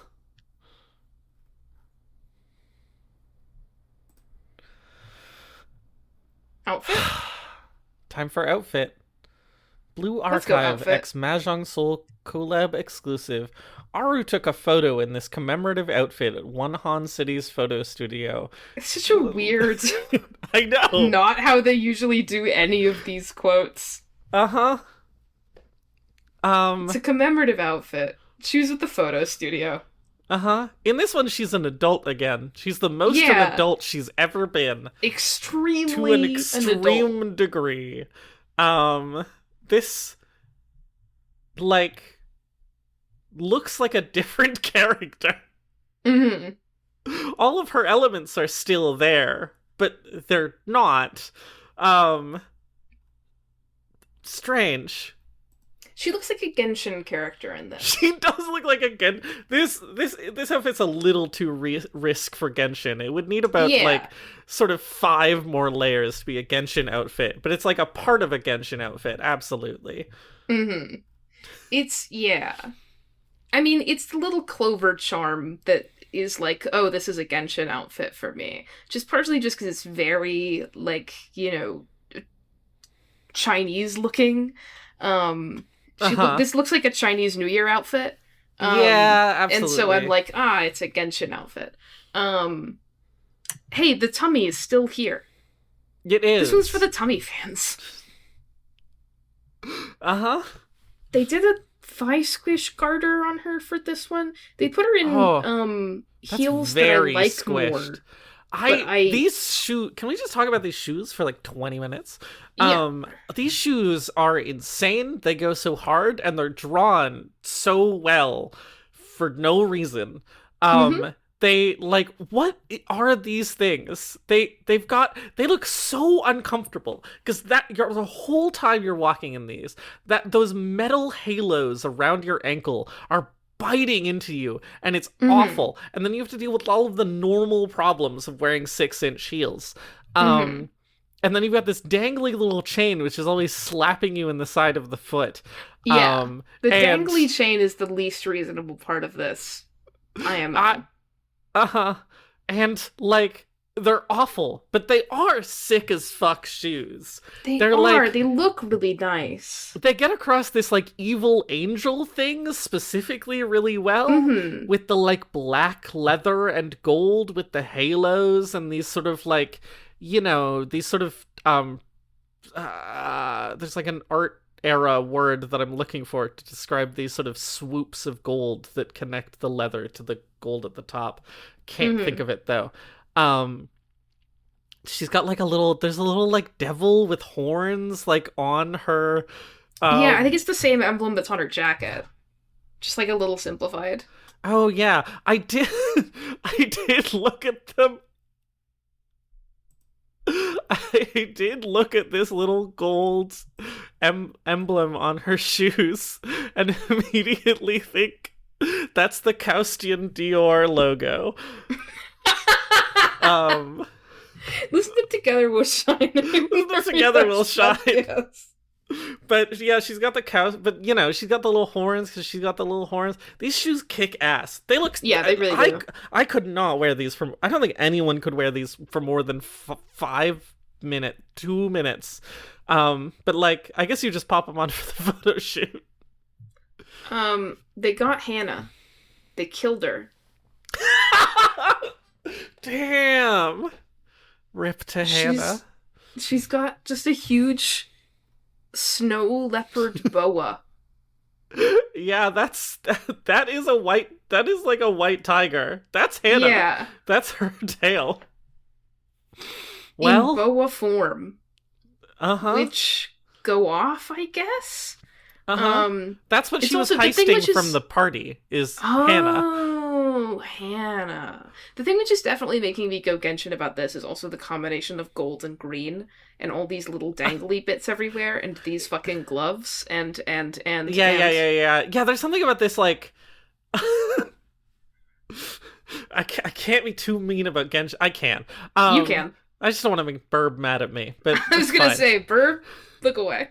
Look away. But it's like, the thing that makes this look like a Genshin Impact outfit is that it's not real. Like, she's not a real physical moving object.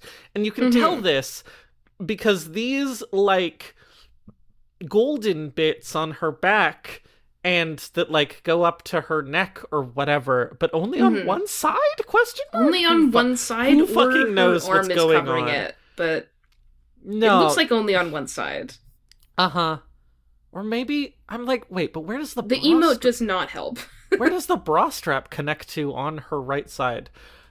Who can say? Anyway, her might... Nowhere. It doesn't matter. Women aren't real. Uh-huh.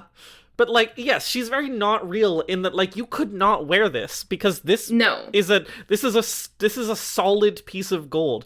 But a Genshin Impact character could wear this because they're not they exist with the clothes pasted onto their body from the moment they're are a incepted. 3D model who, like, all parts of them warp as they move because they're a 3D model. And that really, like, that particular detail is like, yeah, she's got the black and gold and then a couple dangly jewel bits, and she's a Genshin Impact character. She's a Genshin Impact character.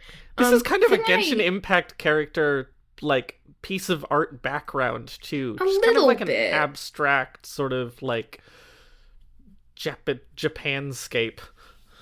I was gonna say one of the things I don't like about this image is the way that her halo completely fucks itself in this tree. Like, it's woof. I don't like looking at it because it's like, it's sensory overload, even though it's a still image on my screen with like 2 elements. It's just like the red on red with the like shape of this tree is just not, don't. The shape of, it's no, don't do it. I mean, this is another reason. This is another reason why she doesn't look like herself, is like, not only is the halo like disappearing into the tree, it's also 3D in a way we've never seen it be before. It's like it's like it's like a physical object on top in of each space. other. Yeah. That is like, that's not what it looks like anywhere else unless I'm wrong. Nope. Not even a little bit. You know what else is fucking Genshin-y about this outfit? Sorry, you're not done, but I'm gonna go on anyway. You know what is fucking Genshin-y? No, it's the like center piece of this dress that's turns into a red translucent thing. You're very right. Burb, look away. That's a slaughter, your man. This fabric definitely changes to a different fabric. Yeah, like, it becomes something glittery coarse red with glitter. Yeah, exactly. Like this black fabric on, you can see parts of it where it's away from her skin. We discussed this earlier. Oh, you can see her underwear. Wow. Wait. Wow. But like, this fabric is a different fabric. The fabric on her body is like quite matte, and then Yeah. it becomes a different fabric. Strange. Where does it attach to? Where does it come down? Who can say? What the fuck is this yellow ribbon that she's tying? Furthermore, why the fuck does she have this blue to purple gradient thing coming off of one of the charms on her body? Is that her fucking vision? Like she's a character from Genshin Impact who can use magic because they have a vision? Uh-huh. What is this ribbon she's tying? Is she tying her hair up? Why is it with a gold ribbon? Why is it so long? Why is it like that? What is she doing? What is this collar thing that she has that's allegedly where the dress attaches to, but also it's a different fabric, and it's in this weird star shape, and like, girl. Uh-huh. No, keep vamping. I'm trying to find something. I don't dislike this image. Like, I don't have qualms with this image, really, as a whole, as a piece of art, because I think it is, like, it's effective at something. And I think that thing is reminding us that she's an adult woman, but she's just from Blue Archive. It's an extremely, like, distinguishing outfit from the rest of her crew. From her collab, because she looks like an adult woman. I remember seeing this when it launched and being like, right, an adult woman. Yeah, exactly. This one really fucks with you. She's just an adult woman from Genshin Impact in this She's one. an adult woman from Genshin Impact. I don't even mind this, like, I don't know. This is an extremely fucking seductive, like, laying out on my lounge bench, fucking in front of this screen painting, like, you know, it's like that. It's not even as dorky as her usual stuff. I mean, this big old boa is extremely dorky, don't get me wrong. And, like, the fact that it's a Genshin Impact outfit is dorky. But it's not dorky in a, like, I've made sort of mediocre outfit planning decisions way. It's dorky in a, like, this is extremely serious cosplay of something which is dorky way. She just looks so uncomfortable. This little bench looks so uncomfortable. It's so stiff and leathery, and it's me. I was recently in a life drawing class with a live model. I've been doing this twice a week for the past couple weeks. It's super fun. We have a lot of shit for models. If you're gonna pose for a long period of time, you need, like, several things and a comfortable environment, and also a well-lit stage so everyone can see you. And, like, also, the guy who came in to model for us today had the most insane setup. He built it himself. It was like, he built himself this fucking wooden thing. He was like, yeah, I spent 9 months, like, thinking about and planning this, and making sure that I could, like, build it in such a way that I could fit it in my car and take it to these live model sittings. But it's, like, a thing that he could, like, hang on with ropes, so that he could hold poses with his arms up, in a much more secure way. Instead of having his arms slowly droop as the pose goes on. Anyway, my point is, we have a long bench. We have a long bench, we have blocks, we have a big, like, you know, matted, like, we have a big mat that we can roll out if you're gonna do reclining poses, like, on the stage. None of it is like this. You would not be sitting on this shit at a modeling, like, you would be sitting on a comfortable bench that is long enough to fit almost all of your body. Yeah, you take 3 photos of her, and then, like, all of this is coming off. Not in a sexy way. Like, you cannot wear this dress. I need to get out of this way. You cannot wear these shoes. You cannot sit on this surface. You can't... You're gonna have to tear open this garment to get out of it. It is single use. Yeah, absolutely. She's sewn into there, and you need to pass her the sewing shears so she can zhoop. I found my weird reference. I was like, weren't we looking at someone else who had weirdly, like, color discordant tassels? And I found it. It was Chinese New Year Ichihime. I'll send it to you. She had these little purple and yellow tassels that were really kind of like out of color scheme for the thing. And I looked at this and I was like, huh, are out of color scheme tassels like a thing? Mm-hmm. I know that sounds weird, but I'm sort of genuine about it. People, we need a sanity check on this. Uh-huh. Oh my god, my brain does feel like it's hot from this episode. I haven't been going that hard. I think I'm just a little burnt out in general. Anyway, I don't think I can look at this image much longer on that note. Just like... Good news, the emote is fantastic, so... Uh-huh. I don't, like... At a distance, I'm like, this is a reasonably composed image. It's got reasonably nice colors and such things. But, like, all of the details make me lose my mind. And also, it's not a picture of... Haru? Of Aru Riku Hachima. There it is.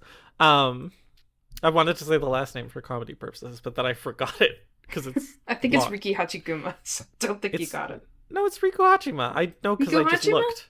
It's Riku Hachima. Okay. Anyway. Emote. No, you're right.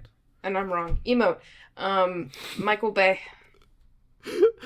She just did a very, very good Ocean's 8. Is there usually an explosion in the Ocean's movies? Don't worry about it. Uh-huh. She either did a really good one or she did a really bad one. But either way, she's thrilled. Is she thrilled or is she upset? She's either very thrilled or she's either very upset. I think she's thrilled. Her eyes are so happy. You're right. It's a little stressed, but you're right. She is happy. I love how she's hugging Hannah.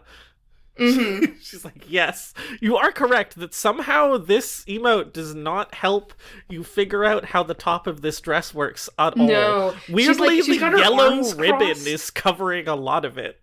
She's got her arms crossed, like, yes, I did it. This boa looks like less stupid, because it's just sort of it looks like just a fluffy ruff to another evening gown here. Which is totally fine. She is tying that yellow ribbon into her hair. Girl, you don't need it. Get it out. Also, the hairpin in this emote is bothering me because, first of all, it goes almost in a horizontal direction, which you shouldn't do. Yeah. It's a little arrow. Yeah, go there. Be in the picture with me. But it's just like too much shit and doesn't need to be there. Her horn should be sticking out in that direction so it's more visible. But it's it's very cute. Her halo is also kind of blending into the explosion here in a way that completely. I think it's also like what a weird angle. I can't quite I don't understand it, but I just think that this is funny because it's also bleeding into the fucking maple tree. We're not allowed to see it in this outfit. Oh, all of the Flowery Charms outfits are tagged as Cheongsam. Okay. Do they all have a Cheongsam? Which is something category? Approximate. That's sort of a Cheongsam. Mitsuki definitely does. Shiroko, sort I don't of know. A Cheong. That's like a... Hoshino, probably. Uh-huh. Shiroko looks like she's in a figure skating outfit, honestly. That's a figure skating outfit. It's got the geometry. Uh-huh. It's got the geometry. Anyway, that's Aru. Honestly? Based. You really sold me on Aru. I did not expect to be... I mean, I didn't really come into this with anything prepared except, hey, she's 16, isn't that fucked up? And it is... But you've really, it feels like you came in with a secret quest to sell me on Aru. And you succeeded quite a bit. She's my favorite from this collaboration, and it's not close. Yeah, absolutely. She's still my favorite. Her emotes are so good. This is like, it feels so bold to say this is the best set of emotes we've ever seen. Kind of like maybe is, though. But maybe is. These are like... I can't think of, like, a strong competitor. Uh-huh. I can't It's think of a so competitor that strong. has, like, one miss like this does. Yeah, there's probably... We've done many episodes of this Send show. me a Tumblr ask about it. It's really hard to count how many episodes of this show we've done. On account because... of we refuse to number them normally? Yeah, and also, like, the Libsyn is all weird because we do so many weird little side things. So the number there is... It's just hard to... So I don't know. But it's a good emote set. Numbers. Cute. I think that she's fairly cute. I agree. I think if you, like, put into the perspective of, like, she's doing her, like, evil adult woman thing as a second year in high school. That's if you think about her behavior. 3 Bond-up emotes in which she's like, I'm an evil adult woman. I love being a teenager. I'm definitely not a teenager. Like, cute. Very. She's very cute. She's not traditionally cutesy, but she is very high cute. You look at her doing her whole, like, I love Mahjong, but I won't admit it because I am trying to look cool. Despite the fact that I feel like liking Mahjong makes you look like more of an adult. Yeah. Don't know what the deal is like with that. Happy for her, though. She's cute. How cute.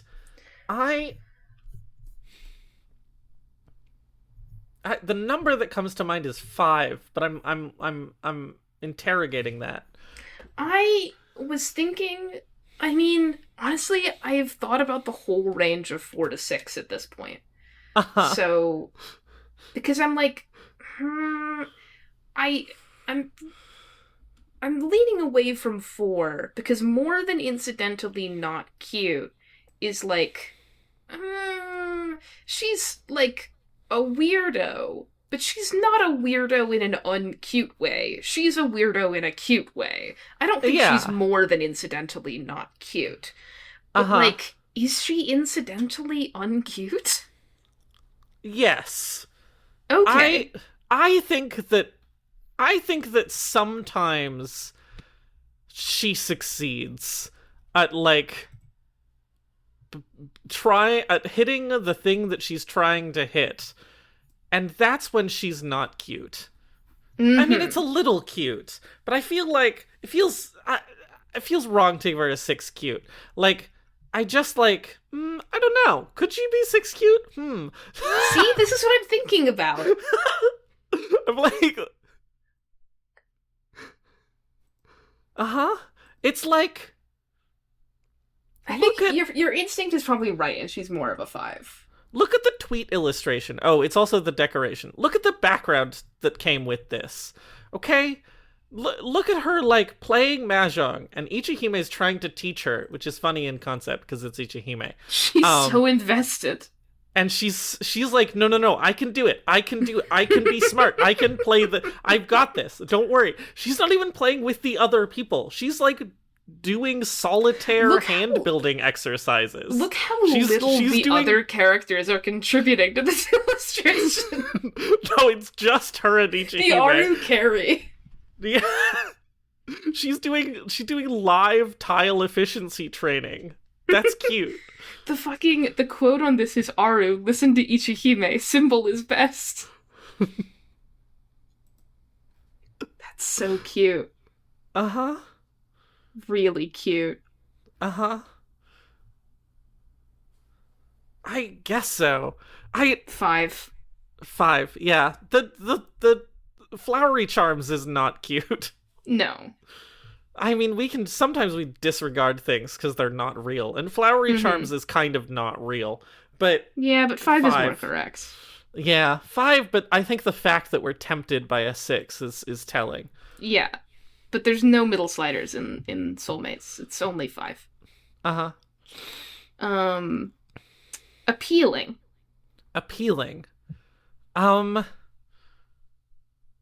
I think has to be low. I don't disagree. I don't want to spend time with her.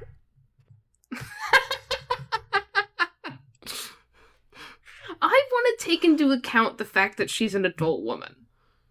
Uh-huh. In her appealing score. Because it is part of her whole, like, purpose in this game. Sure. But, sure. I understand what you're getting at here. But, like, her whole bit is that she's not a very appealing adult woman. Mm-hmm. Her whole bit is that, like, the thing that she wants to be is not, like, what was her name? We were just talking about her. Ayane. Ayane. Yeah, she doesn't want to be Ayane. She wants to be fucking Washizu from Akagi. She's trying so hard to be evil.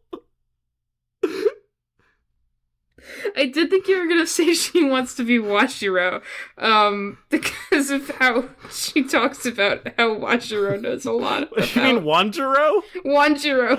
Whatever. I'm fucking up everyone's names today. Akane, Washiro. She wants to be Wanjiro because he knows a lot about ramen. No, she wants to be Washizu. Yeah. She wants to drain your blood in a Mahjong match. She's never gonna get there, but like that's what she's doing. Do you think then her appeal as an adult woman is only incidental?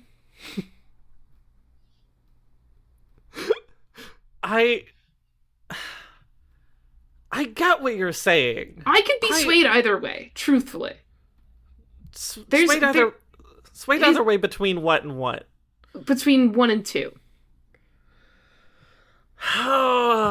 Because, like, if the fact that she happens to be the most adult-looking of this bunch is, like, really mostly just a facade behind which she is just a teenager, that's fine. She's a 1.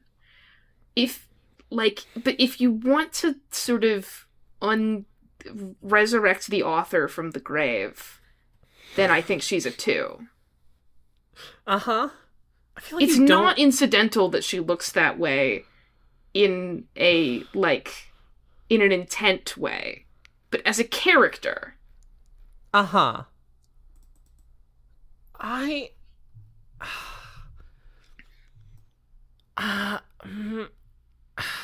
This is interesting. I feel like you don't take this approach very often. I come onto the podcast and I say shit and I leave. Uh-huh. And then we don't talk for 2 weeks. And then we don't talk. Our purely business and podcast relationship. Our purely business anime and podcast relationship.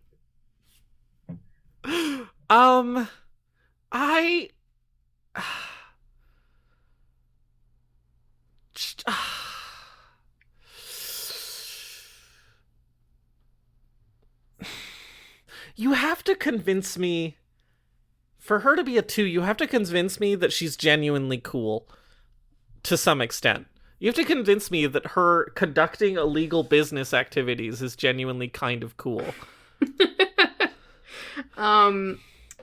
Sniper rifle, first of all. Does that count when everyone has a gun? Her gun is cool. She has a very appealing gun. I'll is go that with all you needed? I had more. No, keep going. That is all I needed, but you can keep going. Second of all, her explosion emote. Uh-huh.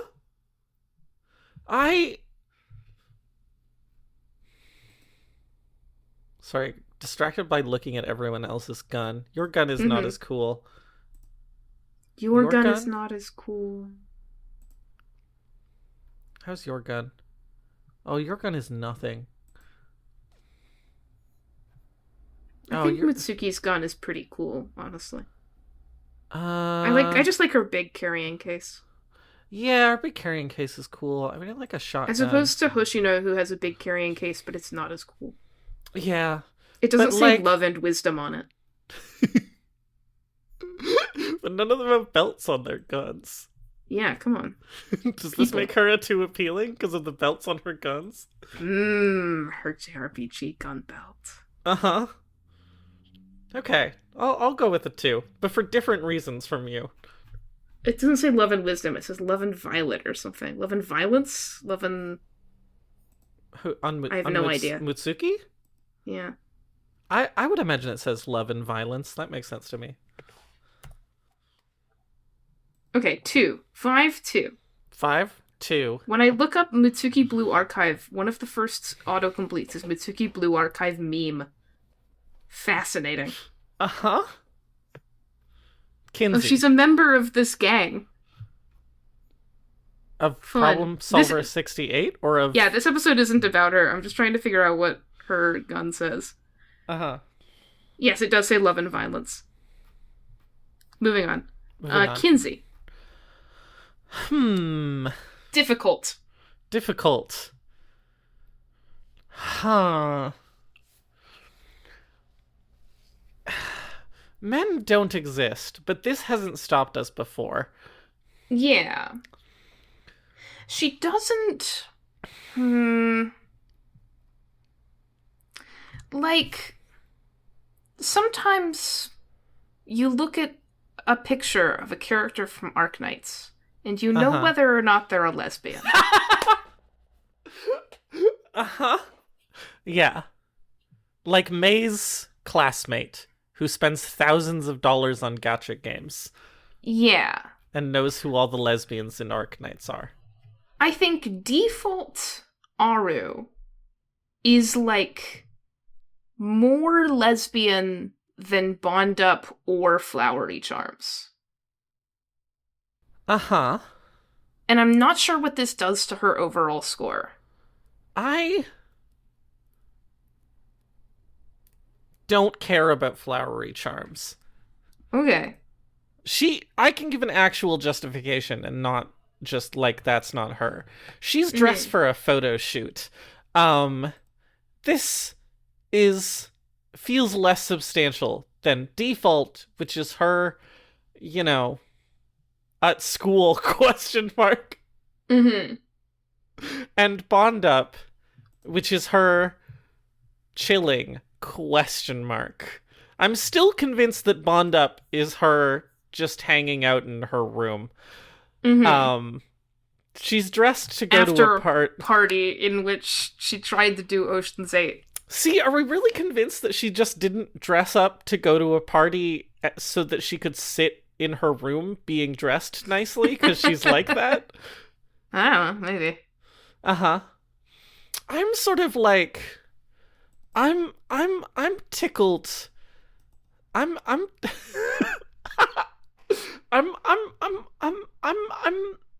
there's a oh wow, really stuttering. Yeah. There's an appeal to me of like having more femme lesbians in our lineups of people we say are lesbians. You know? Yeah. It's very... And, like, she's high femme. Yeah, exactly. She's high... This is how I got into a situation in which I went on a date with a straight girl. Is because she is high femme in a particularly anachronistic and dated way. That is, like, both anachronistic outside of her age range and anachronistic outside of the decade in which she is living in. And this is like classic I want you to talk to me only if you're a butch woman sort of vibes. You know what I mean?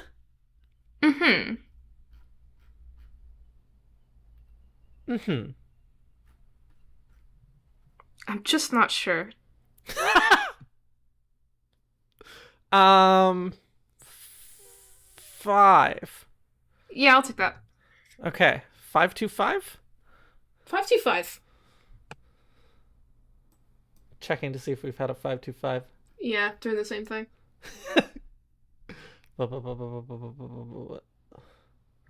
No. No. Wow, we've had like... Oh, Soulmates Year 1 is almost that. But It's we're 526. we're more queer than Aru. I could have pushed for a 6, and then she would have had the same numbers as the first year of Soulmates. Great. But not true. Weirdly, we don't do a lot of 5 cutes. That's sort of interesting. No, we don't. Huh. It's because everything is a 4. Yeah. Everyone is a 4 everything. 525. Everyone has more nuance than 5 or 1 allows. Or less nuance than 5 or 1 implies. Everyone is either complex or not complex. Interesting. Fascinating. We'll examine this perspective later. No, we won't. Is it... I guess it's just time to roll a new character. A thing we didn't get to do last time. Yay! So I'm sharing my screen. Nice trim normal length episode. Do you have episode sort of length? I'm vamping while I share screen and shit. Sort of in... here's my metrics, okay? Less than 2 hours, short episode. 2 hours to 2.5 hours, normal episode. More than 2.5 hours, long episode. More than 3 hours, fucked. I feel like more than 2.5 hours is actually a little bit more normal than that. It's like episode in which we have a lot to say, not necessarily long episode. Over 3 hours is long episode. Over 3.5 hours is fucked. Scope creep. Yeah, this is scope creep. This is not how we would have felt a year ago. No. I thought our podcast was long when our first episode was 1 hour and 45 minutes. Is I was that like, true? no one's gonna listen to this shit. Yeah. Really? I think that's about how long Kagi Hime was. What? I mean, I'll go check. I have so many pulled up. Okay, go check. You can probably check faster than me. Listen, our pattern shifts. This is fucking live anthropology that you're all bearing witness to, but only for us. How long is... Oh no, it's 2 hours, 45 minutes. My mistake. Yeah, okay. So maybe between... It's Nanaha that's 1 hour, 45. Yeah. Anyway, I'm gonna random... Yeah, press the button. Where's the window? There it is. I'm hitting the button. Here we go. If... I won't say anything. Sure, that's fine. Yeah, bet. Yeah. Ooh. Sorry. Me saying things like, ooh. Wait, which one? 1 through 6. It's on a random order for everyone, so this won't give away anything. Not that it'll give away anything anyway, given that they don't know what character we're talking about. 4. This one? Oh, yeah. Yeah. Ooh. We've just, yeah. Generally positive, to be clear. I feel generally positive. I'm just not, like, shocked. I'm not, like, exploding. There's so much. I'm just like, yeah. There's so much. This is so much. Yeah. Not in terms of, like, amount, but, like, I have a lot to talk about. Okay, well... I bet. I feel like I had an ending blurb, and then I just did not. L. Okay, bye. Goodbye.